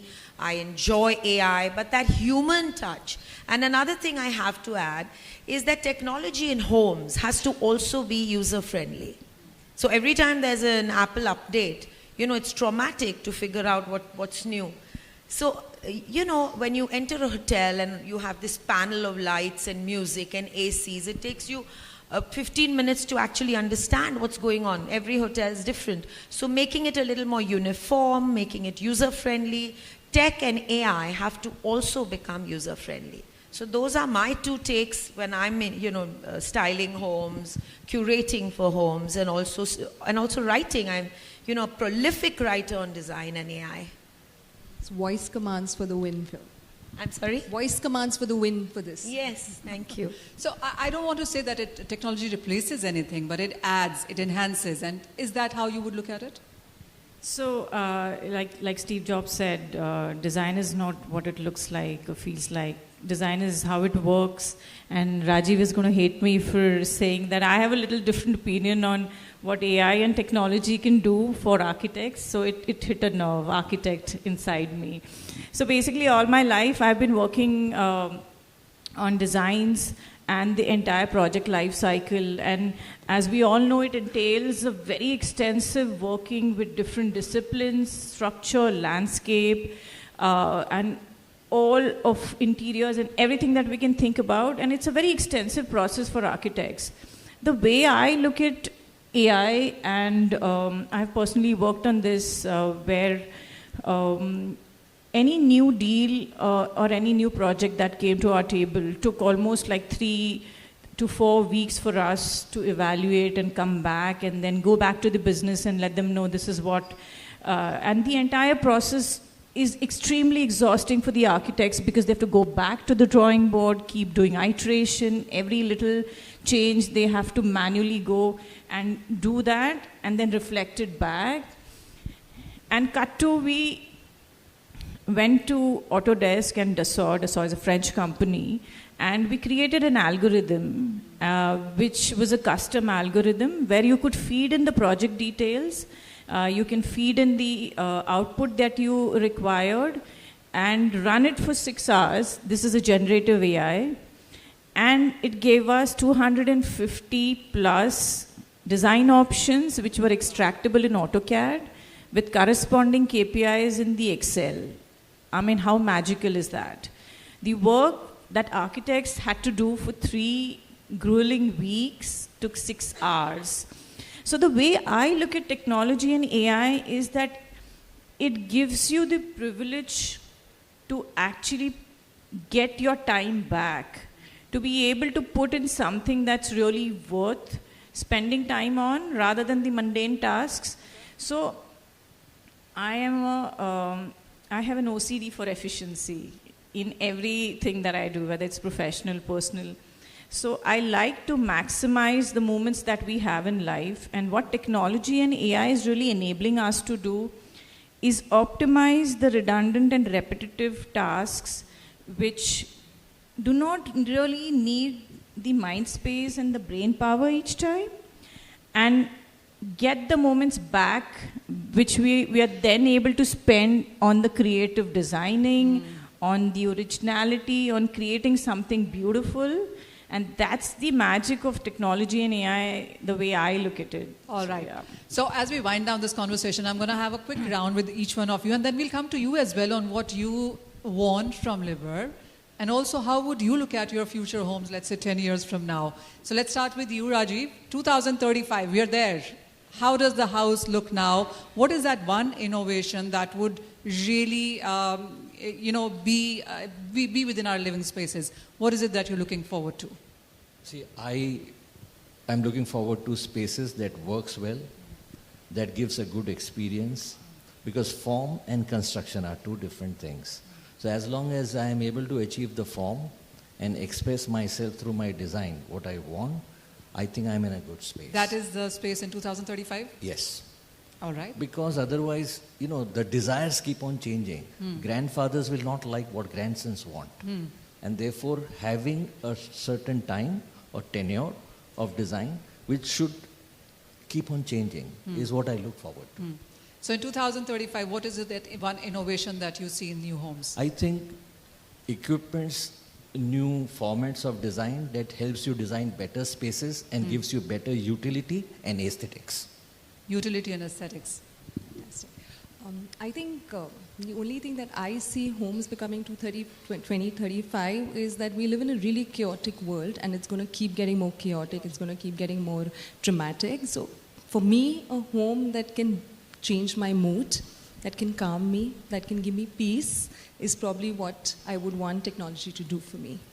And if a space can do that and a brand can do that for me, I think it's a win-win all the way. All right. Brenda, what about you? What is going to influence the future living spaces? So honestly, I don't get stressed if something fails. Technology fails for me. I don't get stressed at all. But yes, in the house, I feel, as you guys mentioned, is that if the fridge fails, I think that's the worst thing. There should be a fridge that is there forever and ever and ever. Because that's the only thing you really need. You can do without an AC, you can do without cleaning your house, you can do without a dishwasher. But the fridge, we need the fridge. So please. Whoa. Nailed it. Well, I think I look at a home in 2035 that works much harder. And I think the greatest luxury that one can have is a very private home without, people, staff underfoot. privacy is, I've lived and worked in Los Angeles, in Paris, in a village near Tokyo called Ibaraki. And the one luxury I saw in the West and in the East is that privacy in a home, which Indian homes really don't have because you have so many people helping you. And for some reason, we can't do without it. So I would like 2035 to be a more democratic space where AI and tech do the work. A home does the hard work. And of course, you know, living in a city like Bombay, optimization of space, huge optimization of space. And interactive art. I love the interactive art at MoMA.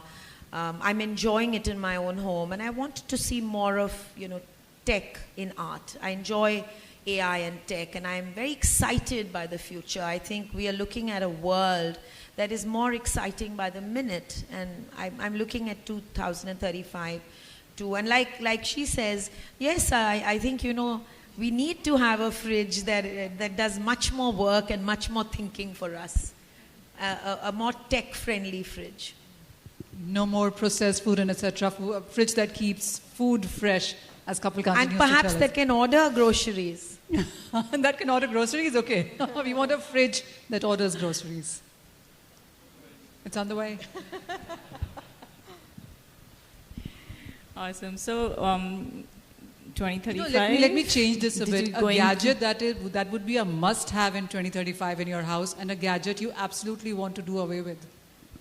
Well, I think all of them. I just need one gadget which does all the work all at once. I think that sounds like magic. And 2035, I think I'd look at a home which is a single space, which can mold itself with movable partitions into spaces that I would like to spend time with my friends or my family. And it just changes intuitively in a way that it caters to the way I want the home to be rather than the other way around. And with respect to technology, I think, like I said, the technology should be more of an enabler. But I also see a lot of sustainability and biophilic aspects in 2035, which will, I think, be more of a need of an hour considering the way the technology is taking over. So that's how I would see my home. Green, sustainable, and yes, tech-enabled. Okay, let me come with the final one. How would you want your fridge in 2035? How would you want your fridge in 2035? I think more intuitive, being able to communicate with whatever the vegetable vendor has got converted into now in terms of technology. Yeah. She's asking to too much of a fridge now. Then there is also, it needs to also have a connect with organic sources. So I want it to do its job, that today I am doing it for the refrigerator. Yeah, I mean, that's my aspiration. Hope it's not too much. See, in India, we have about 6 climatic zones. So every refrigerator, if it works with 6 climatic zones at 6 different places, I think this is what we would like to have. Really interesting. But I think a fridge should do what it does, keep my food fresh and ensure that it self-cleans maybe. So I don't have to do that as well. And of course, like being able to interact with me while I'm away, doing more of the smart technology is something that I would look forward to. Stephen earlier did say Indians are very demanding, but... So I think I've already answered that question, but to add to it, I must tell you all that I have 2 refrigerators and 1 deep freeze in case one conks out. Nisha, final word from you. Well, I already said I want a fridge that does the, grocery list. But I also think a fridge that cleans itself, something that makes life easier for you. And like B, I also have a deep freeze and, 2 fridges, because I do believe that that's something that you need, because for somebody who gets stuff from Japan, the special meats and the sauces and the tuna, you need a fridge that makes sure. And the last, and Indians are demanding, when something's going bad, if there's a kind of alarm or something that tells you about what's happening in your fridge. This food is coming to expiry, something like that? No, because you have robotic cleaners. I'm using robotic cleaners. And they do tell you when there's a problem. They communicate with your phone. So like he says, it's not very far away that your fridge communicates on your phone and tells you what's wrong, tells you if you need something. So I think it's something really around the corner. Am I right? So I don't think I'm being demanded. Right, none of us is. But thank you so much. Time's been up for a very, very long time right now. But let me come to you. Is there something that you want your fridge to do? All right, we have people texting. Yes. Can we pass on a mic there? Stephen, this is like a live survey happening right here in real time for you. I raised my hand to raise a question to the panel, but however, since you've asked me this, that what I would like to have my fridge doing in future is like, tell me simply, as she said, what are the perishable items getting rotten? And as Sir said that, it should have all the climatic zone intelligence. So if that it serves, I think it's done its job. And also several compartmentalization, like we in India have this as what she said, that have a tendency to keep 3 to 4 or 2 fridges at least in a home, in a luxury that we call as a luxury now, because one fridge we use maybe for veg or non-veg, or one for the dry fruits and one for the maybe the deep fridging part. So if all in one, if we have everything in one that's a lot of device. ask. But you had a question as well? Yes, yeah. And that is, like I was amazed to, listen to the definition of luxury. And all of you have defined it in a very broad spectrum, like calling it as a space, land, or centrifugal development, or a peripheral development, and right from personalization to the democratic thing. And there was a lot of art and articulation also involved. But don't you think that when we are imagining everything, but to actually put it in actualization, don't you think, sir, I would like to ask you, sir, that, Rajivji, that design thinking should also have the top-down approach and then evolve upwards, get down to the basic unit, that with what can we actually, evolve design thinking as well? And don't you think that design thinking should also now move to the material thinking part, so that we can explore all the material intelligence and then work around it? And thank you. Yeah. Sorry, I know that that's a great question, but we are getting really off time. All is right. what I'm requesting Rajiv as well to get off stage and answer that. Sure. Apologies. Sure. Thank you. Thank you so much, and this has been a great conversation, and really, really appreciate your time onto this one. Thank you. Thank you.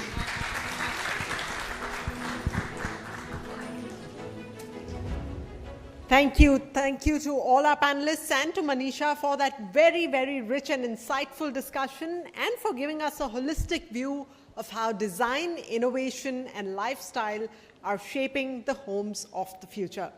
Well, giving a shout out here to our special guest, we have among us Stephanie Wolfart, Vice President, Administrative Board, Liebherr International. Thank you for taking the time out and joining us here this evening. I hope you're enjoying the evening. Well, our next conversation of the evening is titled Designing Modern Luxury, where innovation meets personal expression. Now, we are going to explore how today's luxury is no longer about uniformity, it's actually about individuality. When we talk about modern luxury in India, two names pop up very regularly. One shapes the way we live in our homes, and the other shapes the way we express ourselves through our jewelry. They come from two very different worlds, interiors and fine jewelry, but both have redefined what aspiration looks like for a whole new generation of Indians. Tonight, we are bringing the two sisters together to explore design, innovation, personal expression, and how luxury is evolving from something you buy to something you experience every day. I'm Ritu Bhandari from Network 18 and I'll be moderating the session. Please join me in welcoming on stage Suzanne Khan, interior designer and creative director and founder of the Charcoal Project, and Farah Khan Ali, founder and creative director of Farah Khan Jewelry. Welcome, ladies. Thank you for joining us this evening.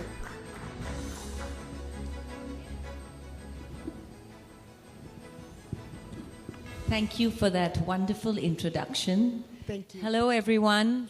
Thank you for inviting us, and we are excited to do this. So let's start. Absolutely. Yes, thank you for that introduction, and happy to be here. Our pleasure, and absolute pleasure to have both of you here. So I want to rewind a little bit and start from the very beginning, from childhood years. Now, you're both sisters. Very unusual that both of you are so super creative and, you know, are interested in art, design, creativity, luxury. So when did that interest really come about, and how different were you as children? Suzanne, if you want to start with that. Okay. So I think unanimously I will speak first for Faru and me and my other sister Simone. I think that my mother, Zareen Khan, and my father, Sanjay Khan, are extremely artistic and extremely stylish people. It's an aesthetic gene that they, I think, were born with. And I think that growing up in that family, put a seed in our heart about how important it is to have your environment around you. And it didn't have to be with a lot of money, but it was your creative understanding of how you would create that warmth and ambiance in a home for, I think, an occasion to kind of entertain people. So our home was filled with these experiences of the way the dinners were set and the way, the cutlery and the crockery and all of that was portrayed, or even smaller things, like a theme. I'm talking about the 80s. So I'm talking about luxury being set into us from a young age. And I think Farah can take over here. Yes. I would like to add that our home was filled with creative people. There were storytellers, there were filmmakers, writers, artists. And my parents always encouraged us to have that kind of exposure. So even though we came from a film background, we were encouraged to always ask questions and look around for creativity. And like Suzanne said, our home was beautiful because my mother would love to decorate it, and she would mix and match everything, the furniture, the table, how it was set, and she took details even in the way she dressed. So I think she also wanted all her daughters to be creative and to work. And today we are what we are because of the kind of upbringing and the encouragement my parents gave us as children to go and fly and conquer the world. Yeah. And my deep condolences on her recent passing. Thank you. But I'm sure both of you are going to keep taking her legacy forward. Absolutely. Absolutely. Well, Suzanne, now you started the Charcoal Project in 2011. Yes. Not a time when this whole idea of concept home stores was very popular in India. Were there naysayers? Were there people who said that, oh, this is not going to work, you're way ahead of your time? What was the feedback like? And did you ever doubt your own idea? So I think that when I first came across this, the idea that I was literally, it was 2000, and I was brewing with this thought that I want to create a store that is not only about placing furniture in, like chairs in one department or sofas, but, creating a story that, weaves these products together to kind of, bring out something that I would say is an eclectic luxury.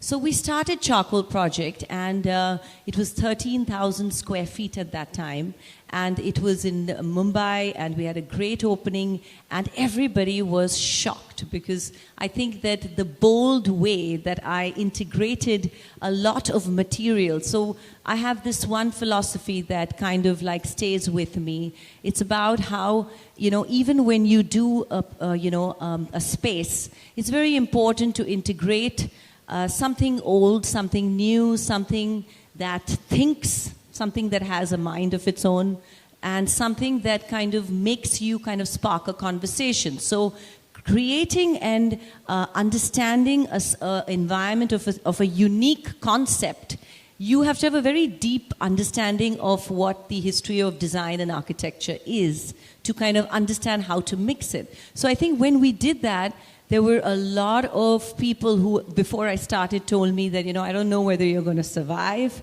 And I must say that, the same people today look at me. And today I have a 30,000 square feet store in Hyderabad, and it's a gallery that we've created product completely homegrown in India. Exceptional product of, again, thinking product, automated, innovative. But it's so like endearing to know that we have survived and we keep trying to innovate and grow. And with that humility, we want to, keep at it. Yeah. Surviving and thriving as well. Yeah, thank you. Well, Farah, coming to you. Now, you studied gemology in LA. What brought about that thought? How did the interest in jewelry begin? And from then to crafting your own brand and designing timeless pieces, what was that journey like? So first let me tell you that before I got into jewelry, I did dabble in interior design because my mother was an interior designer. And but I didn't think that was for me. And then I moved on to doing television, making films, ad films, and on all of that.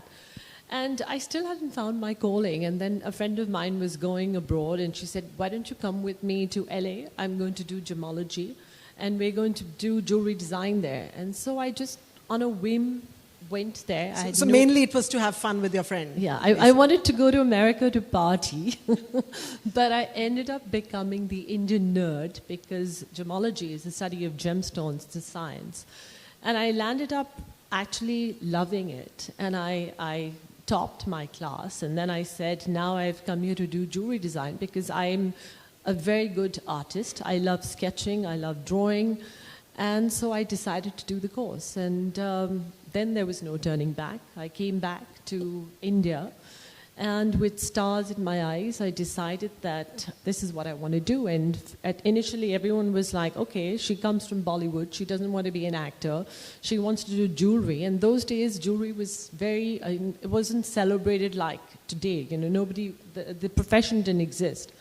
But here I am, 32 years later. I built a very successful brand, and I'm happy to be here today, more so because a lot of you probably would say, what is the commonality between jewelry and architecture and design? But jewelry and architecture is very, very much alike. I mean, it's all about form, functionality, quiet intelligence. It's about design that is personal, innovation that is innovative, and that's when you have beautiful products, So so for me, everything I do today is keeping in mind that it's not just the way it looks, like Steve Jobs says about design, because design, unlike art, is not expression, not self-expression. It's more about it has to fulfill a purpose. So everything I do is working with technology, but still maintaining traditional craftsmanship at its core. And I just want to say something about my sister Suzanne. I love her work because she's so good at what she does. Not only does she do eclectic spaces, but she brings the personality of the person whose home she's doing into it. So that's her unique USP. And we've been talking about that today, that, the individuality of the person has to fit into the luxury that we are talking about. I think as creators in any profession, when you're designing product, you're designing it for the family, for the consumer, for the hospitality project. So whatever you're doing, it has to be a collaborative effort of understanding what their needs are and understanding what their backstory of, how they thought. And then you bring into the table certain new ways of looking at things that maybe they didn't. So I think that that's when a good a good design company and like a say a property and builder community comes together, so they kind of collaborate their thoughts about how to create something that is out of the box, Right. Yeah. Absolutely. Well, the theme of this conversation is modern luxury. So I want to ask both of you, how different are your definitions of modern luxury? What comes to mind when you think of modern luxury? And Farah, maybe start with you. Should I say? Yeah. I think Suzanne creates spaces, and I create emotions in the form of jewelry. She lends, her art to gorgeous spaces, and I lend sparkle to diamonds. But at the same time, I think what is our commonality is we don't design for trends. We keep in mind that we're designing both for people who live, who move, who host, who travel, who evolve. And that's important because we're designing for a way of life. And for a feeling. And for a feeling, to evoke an emotion. And I think that's the commonality we have. And that's what modern luxury is all about. It's about being effortlessly invisible in your design and serving a purpose in people's lives. It's about connection. Yeah. Right. So that's well put, effortlessly invisible and serving a purpose. Suzanne, what's your definition of modern luxury? I think for me, modern luxury is also how technology comes into design and art. I think science and technology in 2025 has gone so way beyond that artists who are who do not know physics of light or how to project, a mapping on a building and how to make the building move and how to kind of create art in motion just by the magic of light. So I think that the beauty of today and how as a community, all people want to have a home that also is like a thinking home, also has a brain. Like the home has a heart and a brain, and they both sync together. So now when we talk about automation, so to me, modern luxury is definitely adding in technology, adding in the soul of how the product and the space makes you feel, and marrying them together. Yeah. All right. Yeah. Well, let's also then talk about innovation, which is extremely important. And Farah, you once created a jewelry line inspired by an ice cream brand, Chocolate Diamond Collection it was called. Now, that's very playful, that's very bold, and very 2020s. So, how was the response to that first? And secondly, what keeps you experimental? What keeps you innovative? Well, when I did the chocolate brand, the tagline of the chocolate was pleasure in every bite, okay? And for me, as a designer, I always say, I don't love to design, I live to design, okay? So there was a commonality in the fact that we both found pleasure in what we do, And so I took the brand and actually made jewelry out of the ice creams, And it actually was a sellout, and people loved it. Loved the concept that you have to have fun with what you do. Fun and frolic. You can't be too serious. So did they end up eating their jewelry? I'm sorry. Yes, they did wear the jewelry. Yeah. Did they end up eating it as well? Well, the jewelry looked very edible, but you couldn't eat it. But as a creative person myself, I have dabbled in a lot of lifestyle collaborations. I've worked with companies that have dealt with kitchen appliances, bathroom appliances. I've dabbled with crockery, with gifting items like candles and scarves. And I feel that as a creative person, if you have the ideas, why should you stop at one medium when you can offer so much more? But the mediums have to be close to who I am. I have to believe in it. I'm not just going to lend my name to something just because it's a brand. It has to be meaningful to me. And I think that's what comes through with all my jewelry as well. People connect to me because my jewelry has soul. and meaning and storytelling. And it's not something I'm doing because I want to sell it. It's something I'm doing because I believe in it. And I think the authenticity and the honesty comes through. Absolutely. Well, Suzanne, Farah made that point earlier about technology being invisible and serving a purpose. Now, today's homeowners want everything to be sleek. They want the automation. They want tech to be doing the job without really bothering them, increasing the human productivity in the house, right? So what innovative ways are you meeting client briefs today? Any unique and out of the ordinary brief that you've received in terms of, trying to make something very, very luxurious that you haven't done before? And, what are some of the ways in which you are staying ahead of the innovation curve? So I want to say that because there's so much of technology and there's so much of AI, there's a lot of soulfulness in going back towards things that are not, in the world of, making it work because of some kind of energy. Okay, so when you talk about a home having some kind of incredible, maybe a scripture that has been made by maybe local artisans that are rare, and maybe that particular material is so rare that it's never going to be there around after 10 years. So I think that as a designer, you have to kind of marry a balance between having that world of the old and the special, and mixing it with the new and the young, and then having the technology with it as well. So if you have a person who wants a home and then tells you that, okay, Suzanne, I want a garden that is 20 feet tall and a beautiful, water body in spurts of my home everywhere. So I want to feel like I'm in a garden, which is so there are ways of doing that as well, because of the way you plan it and how you take the entire floor of the property and you sunk it and you create any sort of water bodies, and you do your tech that works so that it provides you with that feeling. But also they want nature. So tech is providing the smartfulness, but nature is taking you back towards the soulfulness of having, something that makes you feel warm and cozy.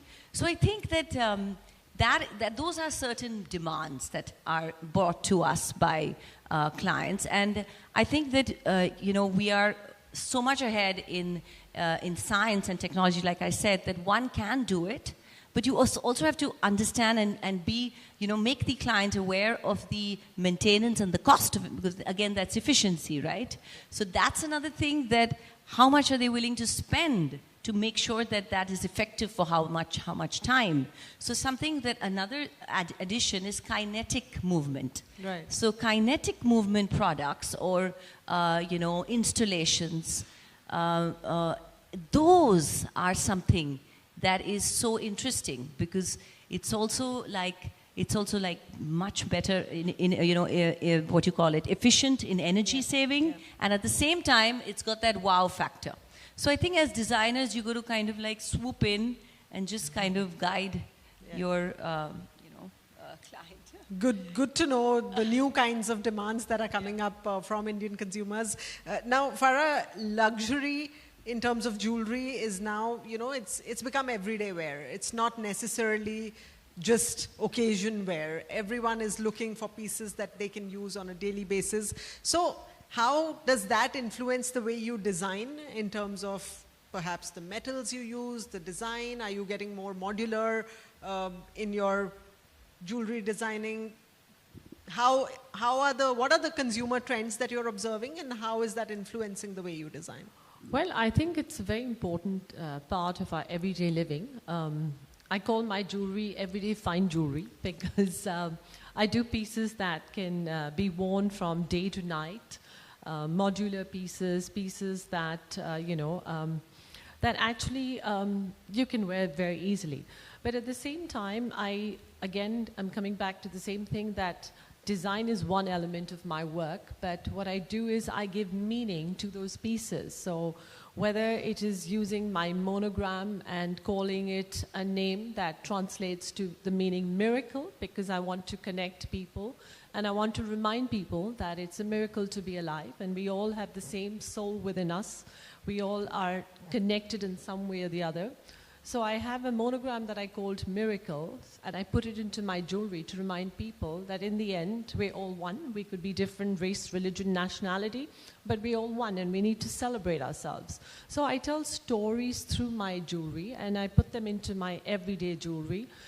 Sometimes we use talismans, sometimes we use stories that are personal to the client, because I think bespoke jewelry is really coming into luxury. People want things that mean something to them, not just in the past people wore jewelry more as, you know, a status symbol. But today people are wearing it more to honor their legacy, speak about their energy, their heritage, you know, talk about them, to empower them, their them. identity, and to say who they are.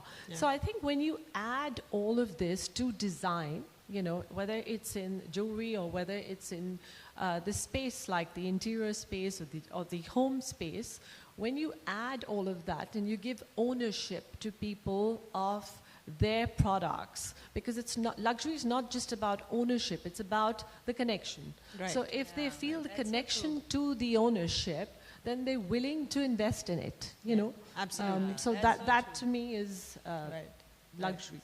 And on the interior side, one of the shifts that we see, you know, at least in the media, what we read about and what we talk about is sustainability being at the core of things. Yes. So from 2011 to now, 2025, you know, what percentage of your clientele is demanding sustainability when it comes to interior design, and you know, what are the ways in which you are bringing it to life? Okay, so I would say that we still are at like 50%.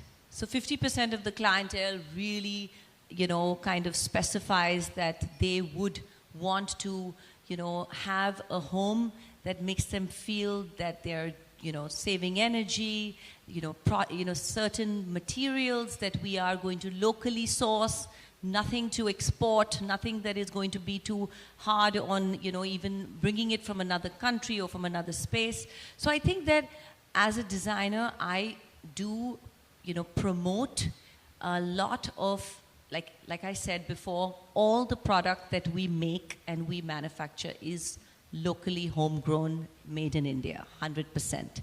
And that, to my own, I think, you know, understanding of how people in my, you know, profession, they run off to various locations to pick up product.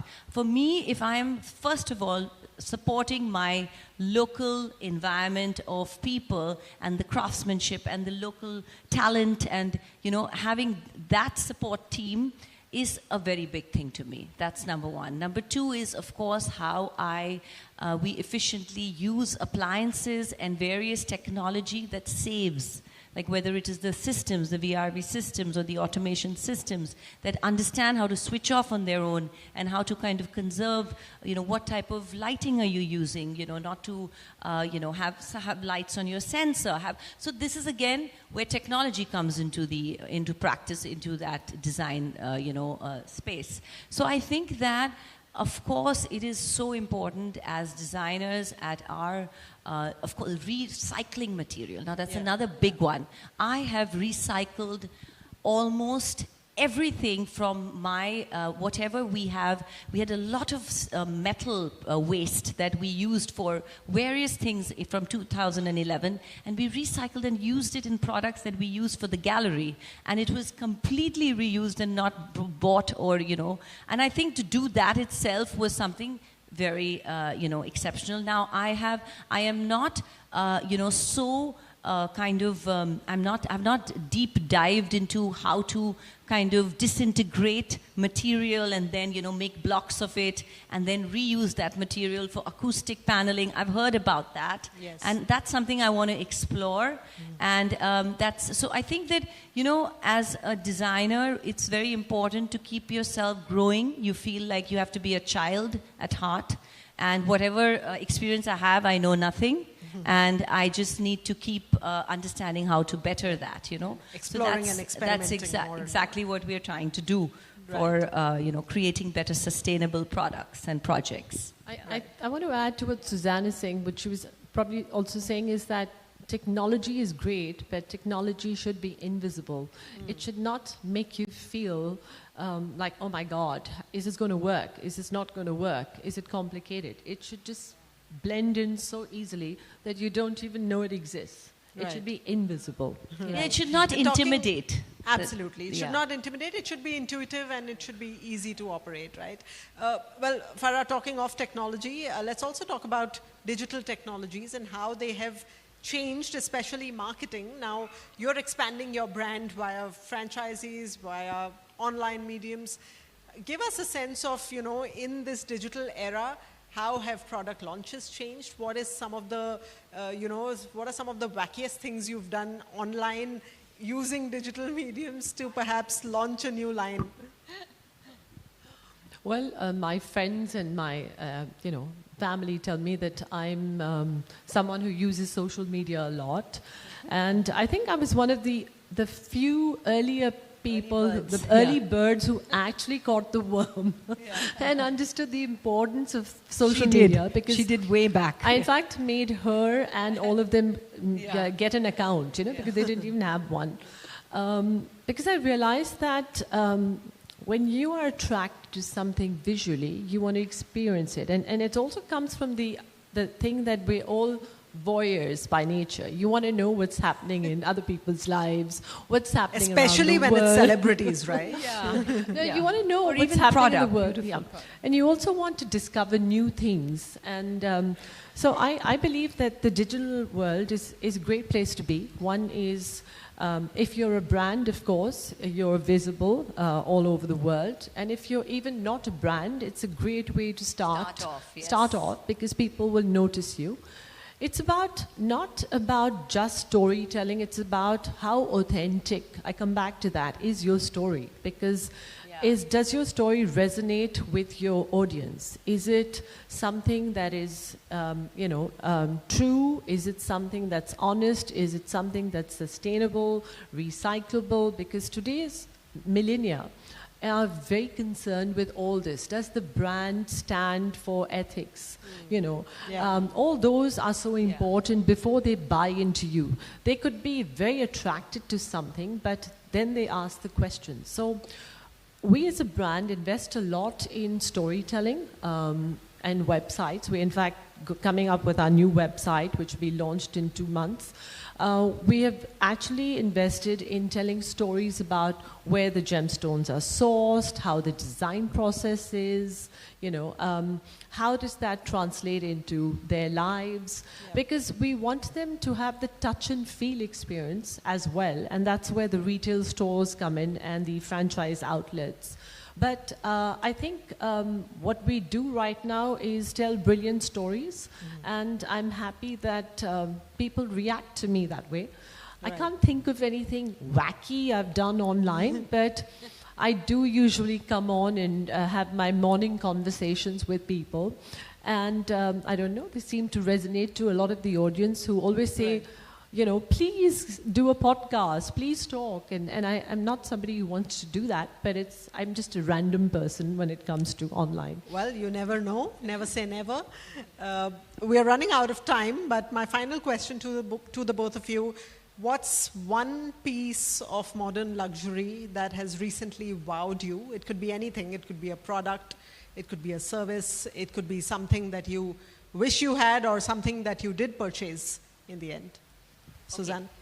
So I was just looking at the Art Basel in Miami, and there is this one piece which just blew my mind. I was looking at it online, and it is this 50 feet diameter circle, and there's this 20 feet bookcase which is got 2,500 books, and it's rotating on kinetic energy.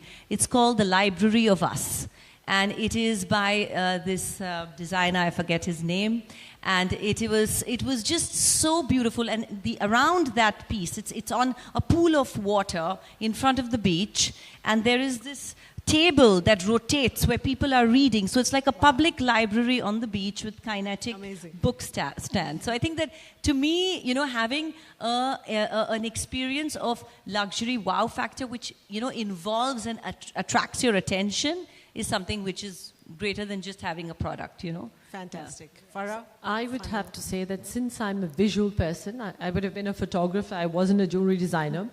I love the Apple Vision Pro, because it's not just a screen. And this is not a brand endorsement. Sorry, it's not a brand endorsement.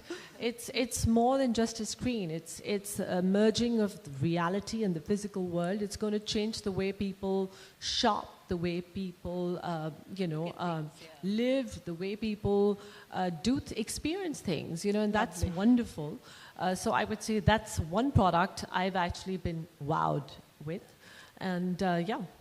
Perfect. Well, thank you so much, Suzanne, Farah, for joining us this evening. Two very different creative lenses, but one powerful message here, that modern luxury is personal, it's intentional, and it's evolving faster than ever. Thank you to the both of you. Thanks for sharing your stories and your sparkle with us. Thank you to the Liebherr team for having us here today. Yes. I wanted to say one thing.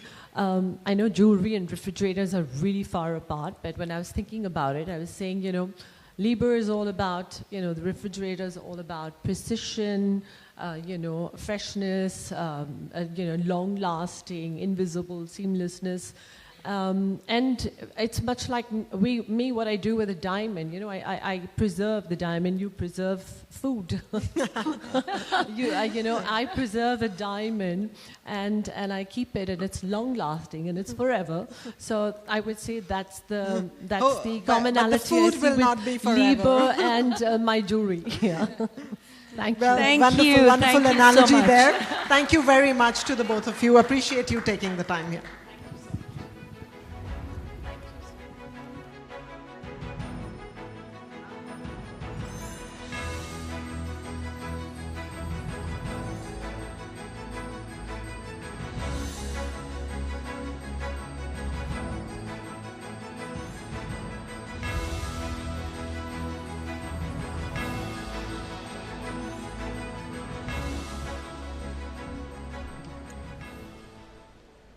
Well, after that power-packed session, ladies and gentlemen, we have something very special planned for you, an experience that brings in an element of curiosity and perception. Get ready to meet the charming mentalist who has been dazzling minds for over 15 years now, from wowing the Ambanis to performing for the President of Sri Lanka and featuring on India's Got Talent and TEDx twice over. He's the go-to mentalist for the world's elite. Tonight, he's here to bring his signature blend of mind-reading, hypnosis, and jaw-dropping entertainment. So watch your thoughts there. Ladies and gentlemen, please join me in welcoming mentalist Praveen Nair. Huge round of applause for Praveen Nair. I like your personality, your expressions.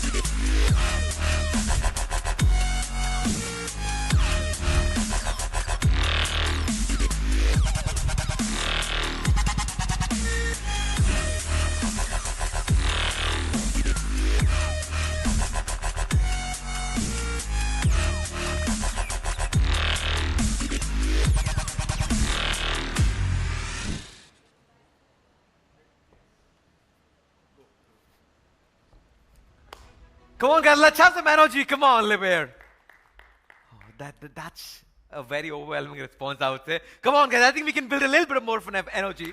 Give it up for y'all, because you could have been anywhere in this world. You're here right now to give yourself a little bit of an experience. If you guys are wondering why do you have a mind reader right in front of you, if you think that I'm here to understand what's running in your mind and tell everyone what exactly that thought is, then you guys are right. Now, of course, this is to give you all a magical and a very unique experience indeed, right? How many of you all have ever experienced a mind reading or a mentalist before? Mentalism or mind reading. Okay, you, sir, you, all right, all right. Very few of you all, okay, you as well. Okay, let's just, the very important thing is, you guys will come and join me on the stage, all right? And we'll have a great, beautiful time together. And before that, I need to check how quick and responsive my audience is, right? With this kind of an energy, I'm going to ask you all to extend your right hand about like this. Everyone, do that with me quickly, all right? Extend right hand about like this. Okay, just to see how quick. Okay, somebody with their phone out there. Can you request that, ma'am, as well? Hi, ma'am. Hi, hi, yeah. You extend your right hand about like this. Thank you so much. Okay, quickly, okay, everyone. Okay, superb. All right, keep your drinks aside for a minute. I promise it'll be fun, okay? And thank you. All right, extend your left hand about like this, real quick, all right? Okay, wiggle your fingers and stop. Okay, I'm just seeing who's still, okay, you're still enjoying, right, sir? Okay, hold on. Keep your hands about like this. Hold on, keep your hands about like this again, all right? On a count of 3, do exactly what I'm doing, guys. This is to see how quick your mind and body connection is, all right? On a count of 3, 2, 1. Okay, all right. We can create one single sound here. Create some energy, guys. Create some energy. Stop. All right, not bad. Stop, stop, stop, sir. You can stop. All right, thank you. All right. On a count of 3, 2, 1. All right, let me tell you what I do, guys. You know, while you're doing this, while you're following me along, I play with people's mind, right? Stop. All right, you can stop, sir. Thank you. You know, just to see how quick you guys are. Okay. Now, when I say that and when I do exactly what I'm doing, I would have, okay, not bad, not bad. Okay. Half of you all still didn't fall for it. Keep your hands about like this. Okay. This time. Okay. Straight. Turn it around. Let me see if I get you all this time. Okay, keep your thumbs down, guys. It's very important. Keep your thumbs down. You can keep your hands a little higher, sir, so that I can see it. Okay, brilliant. Thumbs down. Okay, good. On a count of 3, do exactly what I'm doing. And if you're able to do this, it'll be impossible for me to get into your mind. Okay? 3, 2, 1.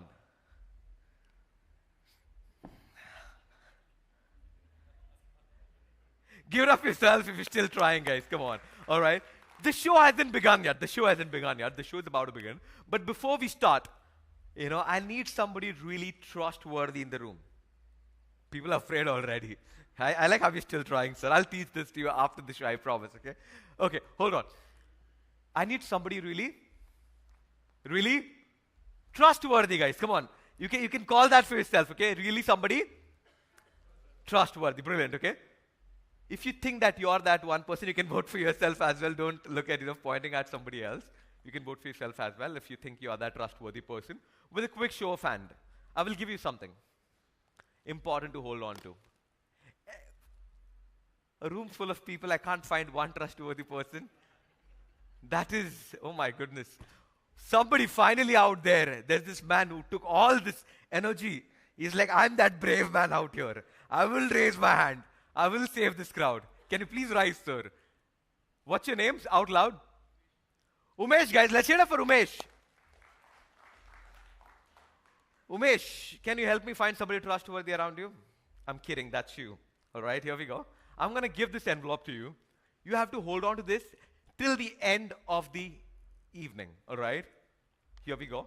Do not let anybody see what's inside of this. It's going to be very important. Take this up. Keep it on your seat. Settle down on that. With the envelope on it. It's all right. Absolutely. 100%. Yes, like that. All right. Give it up for Umesh once again, guys. Come on. Umesh, remember, if somebody tries to take this envelope from you, you'll have to say no. Out loud. How would you say that? Correct. If somebody says, you know what, Umesh, I just want to have a sneak peek of what is inside of it, what would you say? Out loud, Umesh. Good, okay. If somebody says, I'll pay you for this. No, you should ask how much. No, we'll have a deal, Umesh. Okay. All right, Umesh is an honest man out there. Be right there, ensure nobody sees that. It's very important. We'll come to that in a moment. Remind me, all right? Okay. Let's start this evening, guys. Let's have somebody on the stage. Somebody who thinks that they have a very strong mind and it's very difficult to play around with them to get in their mind. Let's do something quick, fun, with anybody, with quick show of hand. Quickly. Okay, sir. Hi. Thank you so much for being so enthusiastic. Can you please rise, sir? You've already seen Mentalist tag before, you said, right? I'm very sure you have. That's exactly why you're so excited to come on the stage. Please walk up towards the stage. I'm sorry, I'm going to ask you to stop right there. I'm sorry for my audience, all right? He'll only come on the stage, guys, if you give him a thunderous round of applause, guys. Come on. Give it up for him. Thank you so much, sir. Please join me on the stage. He's like, no, I'll still wait. The applause can go louder, guys, for him. Come on. Thank you. Hi, sir. Your name? My name is Kishore. Kishore. All right, lovely. Kishore, I've got a mic for you so that everybody can hear you clearly. Yes. Here we go. All right. Say hi to everyone, Kishore. Hello, hi everyone. Good evening. I would have cried as well, you know. Guys, come on. Give him a nice hi, guys. Come on. Hi, come on. Come on. Hi. I love it. That's the energy, guys. This is the energy for yourself, okay? This is not for anybody else, I promise. I'm sure you guys are a bit hungry, okay? I will let you all leave right after this act as well, okay? But right now, sir, I've got a dice for you. Examine, there is nothing funny about this dice. Ensure all the numbers are different. Can you check that for me? Right?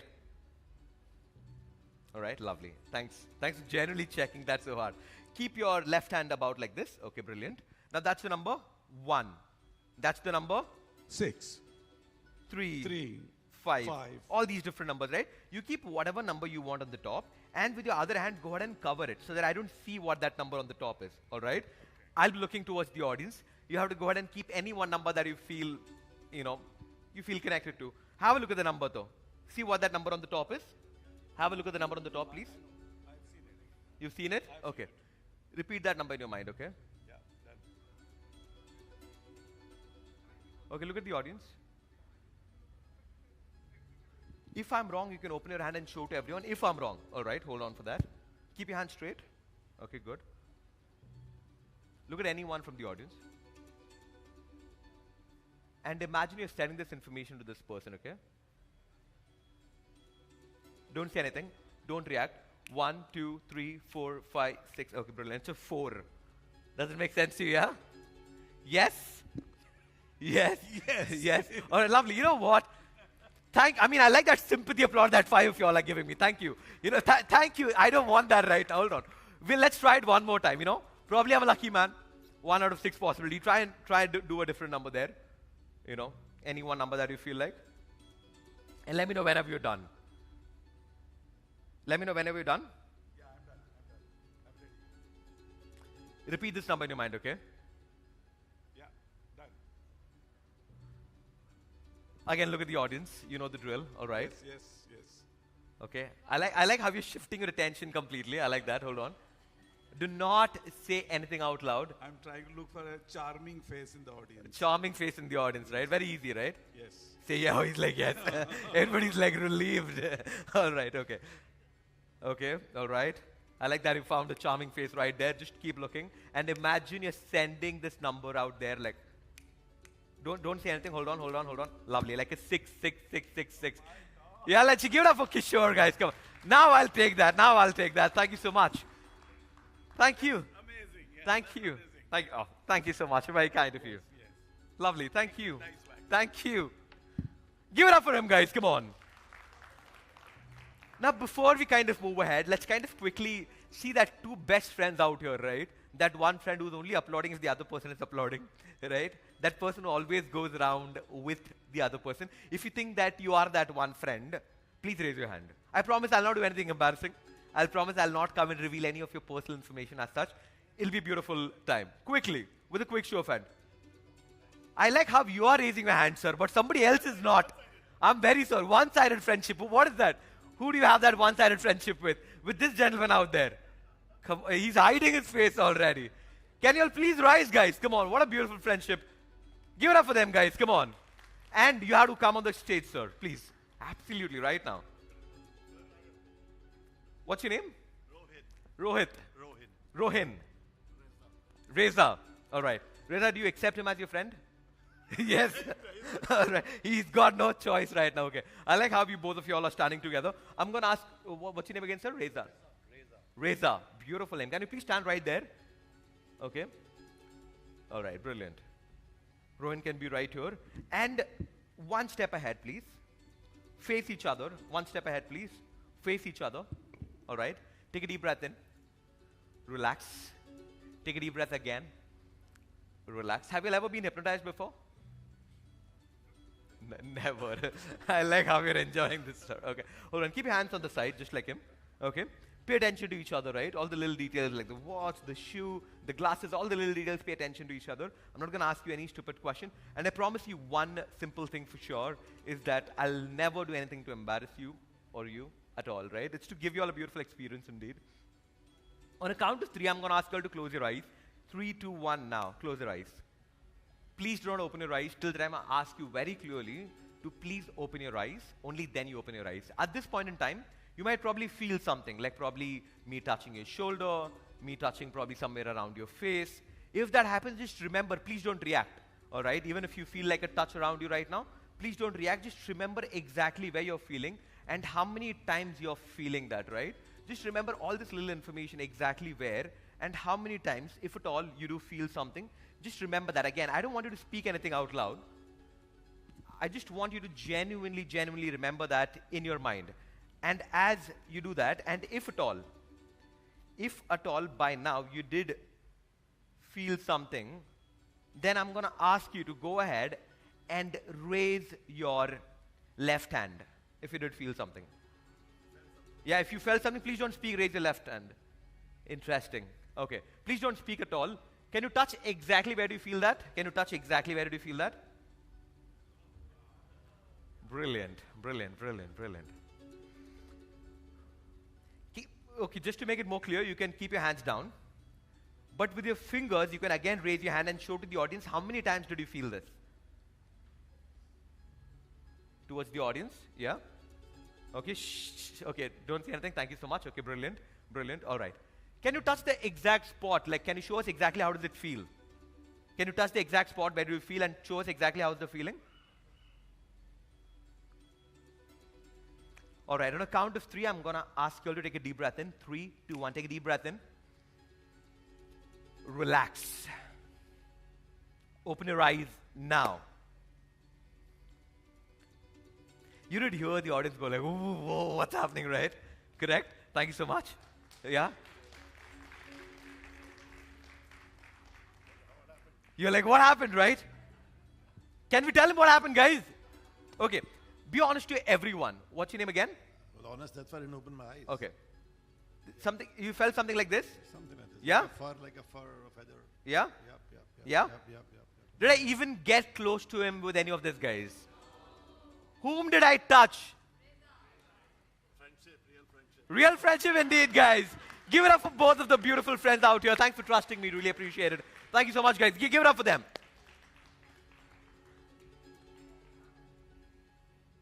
Let's probably move towards the finale right now, I want everyone to ensure that you go ahead, go back home and remember that you were right here and witness something impossible. And for that, I want each and every person out here to experience, not like, what just did right now with their hands and all, something a little bit more deep and meaningful. I'm going to ask everyone to go ahead and take out your phone for me. Everyone, take out your phone. And I'm going to request everyone to go ahead and open your calculator right now. Open your calculator, everyone. Done?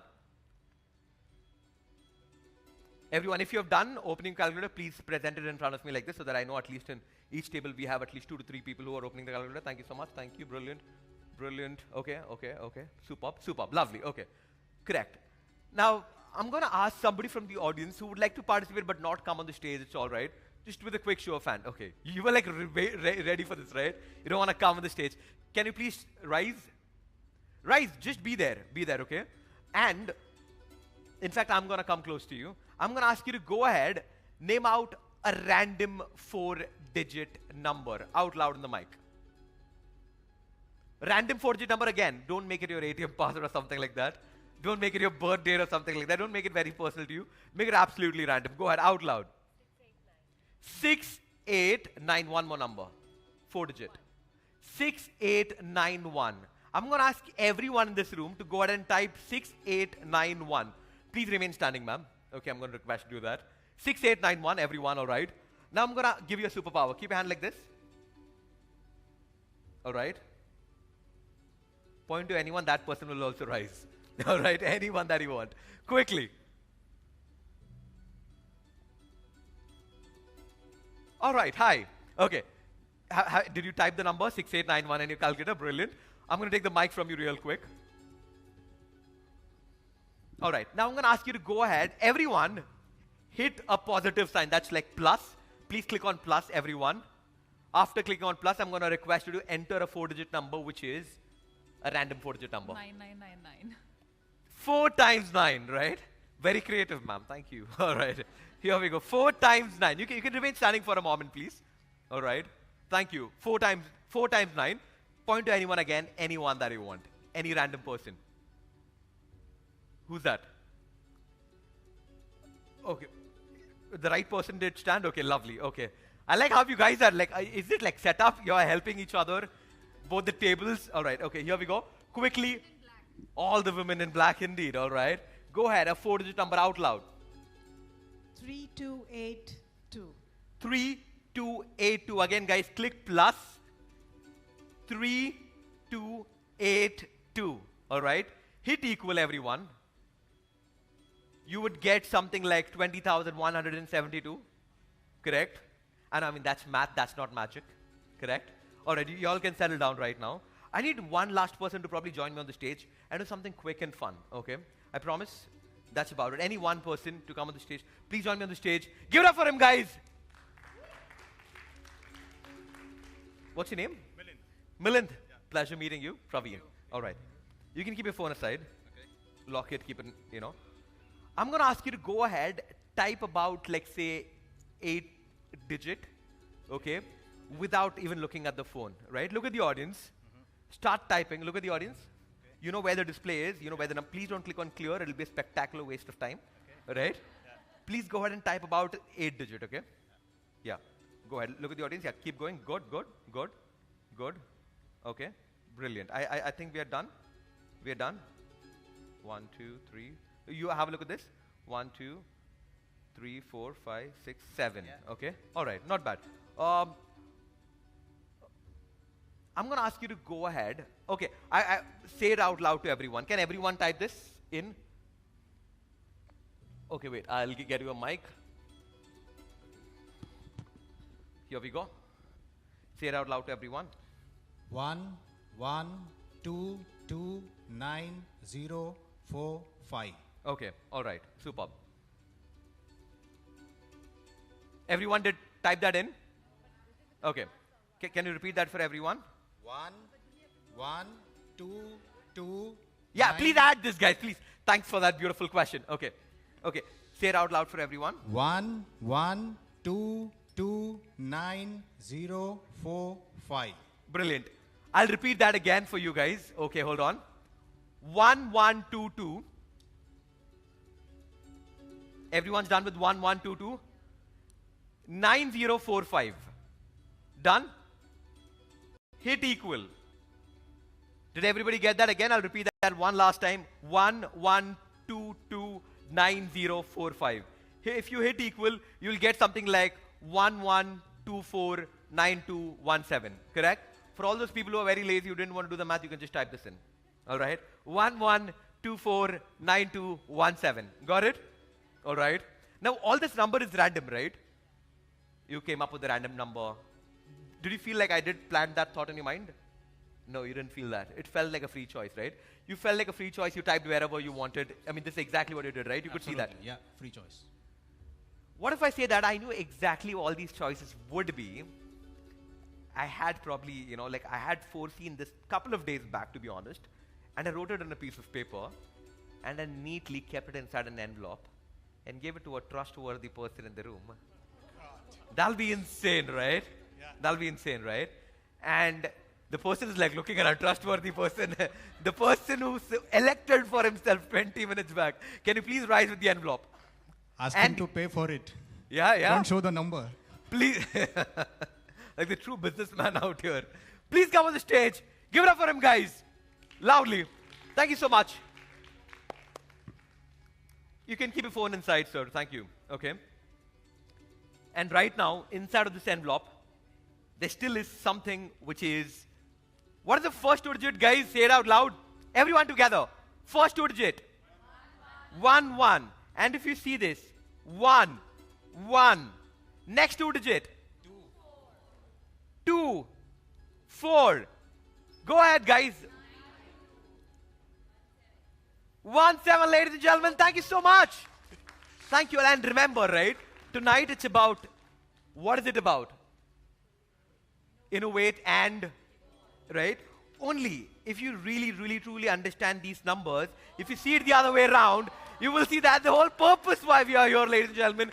That is Liebherr. Ladies and gentlemen, thank you so much. Give it up for you all, guys. Come on loudly. Thank you so much for these both handsome youngs out here for joining me on the stage. Thank you so much. Give it up for them, guys. Come on, loudly. That's my time. My name is Praveen Nair. Thank you so much. Over to your fantastic host back again.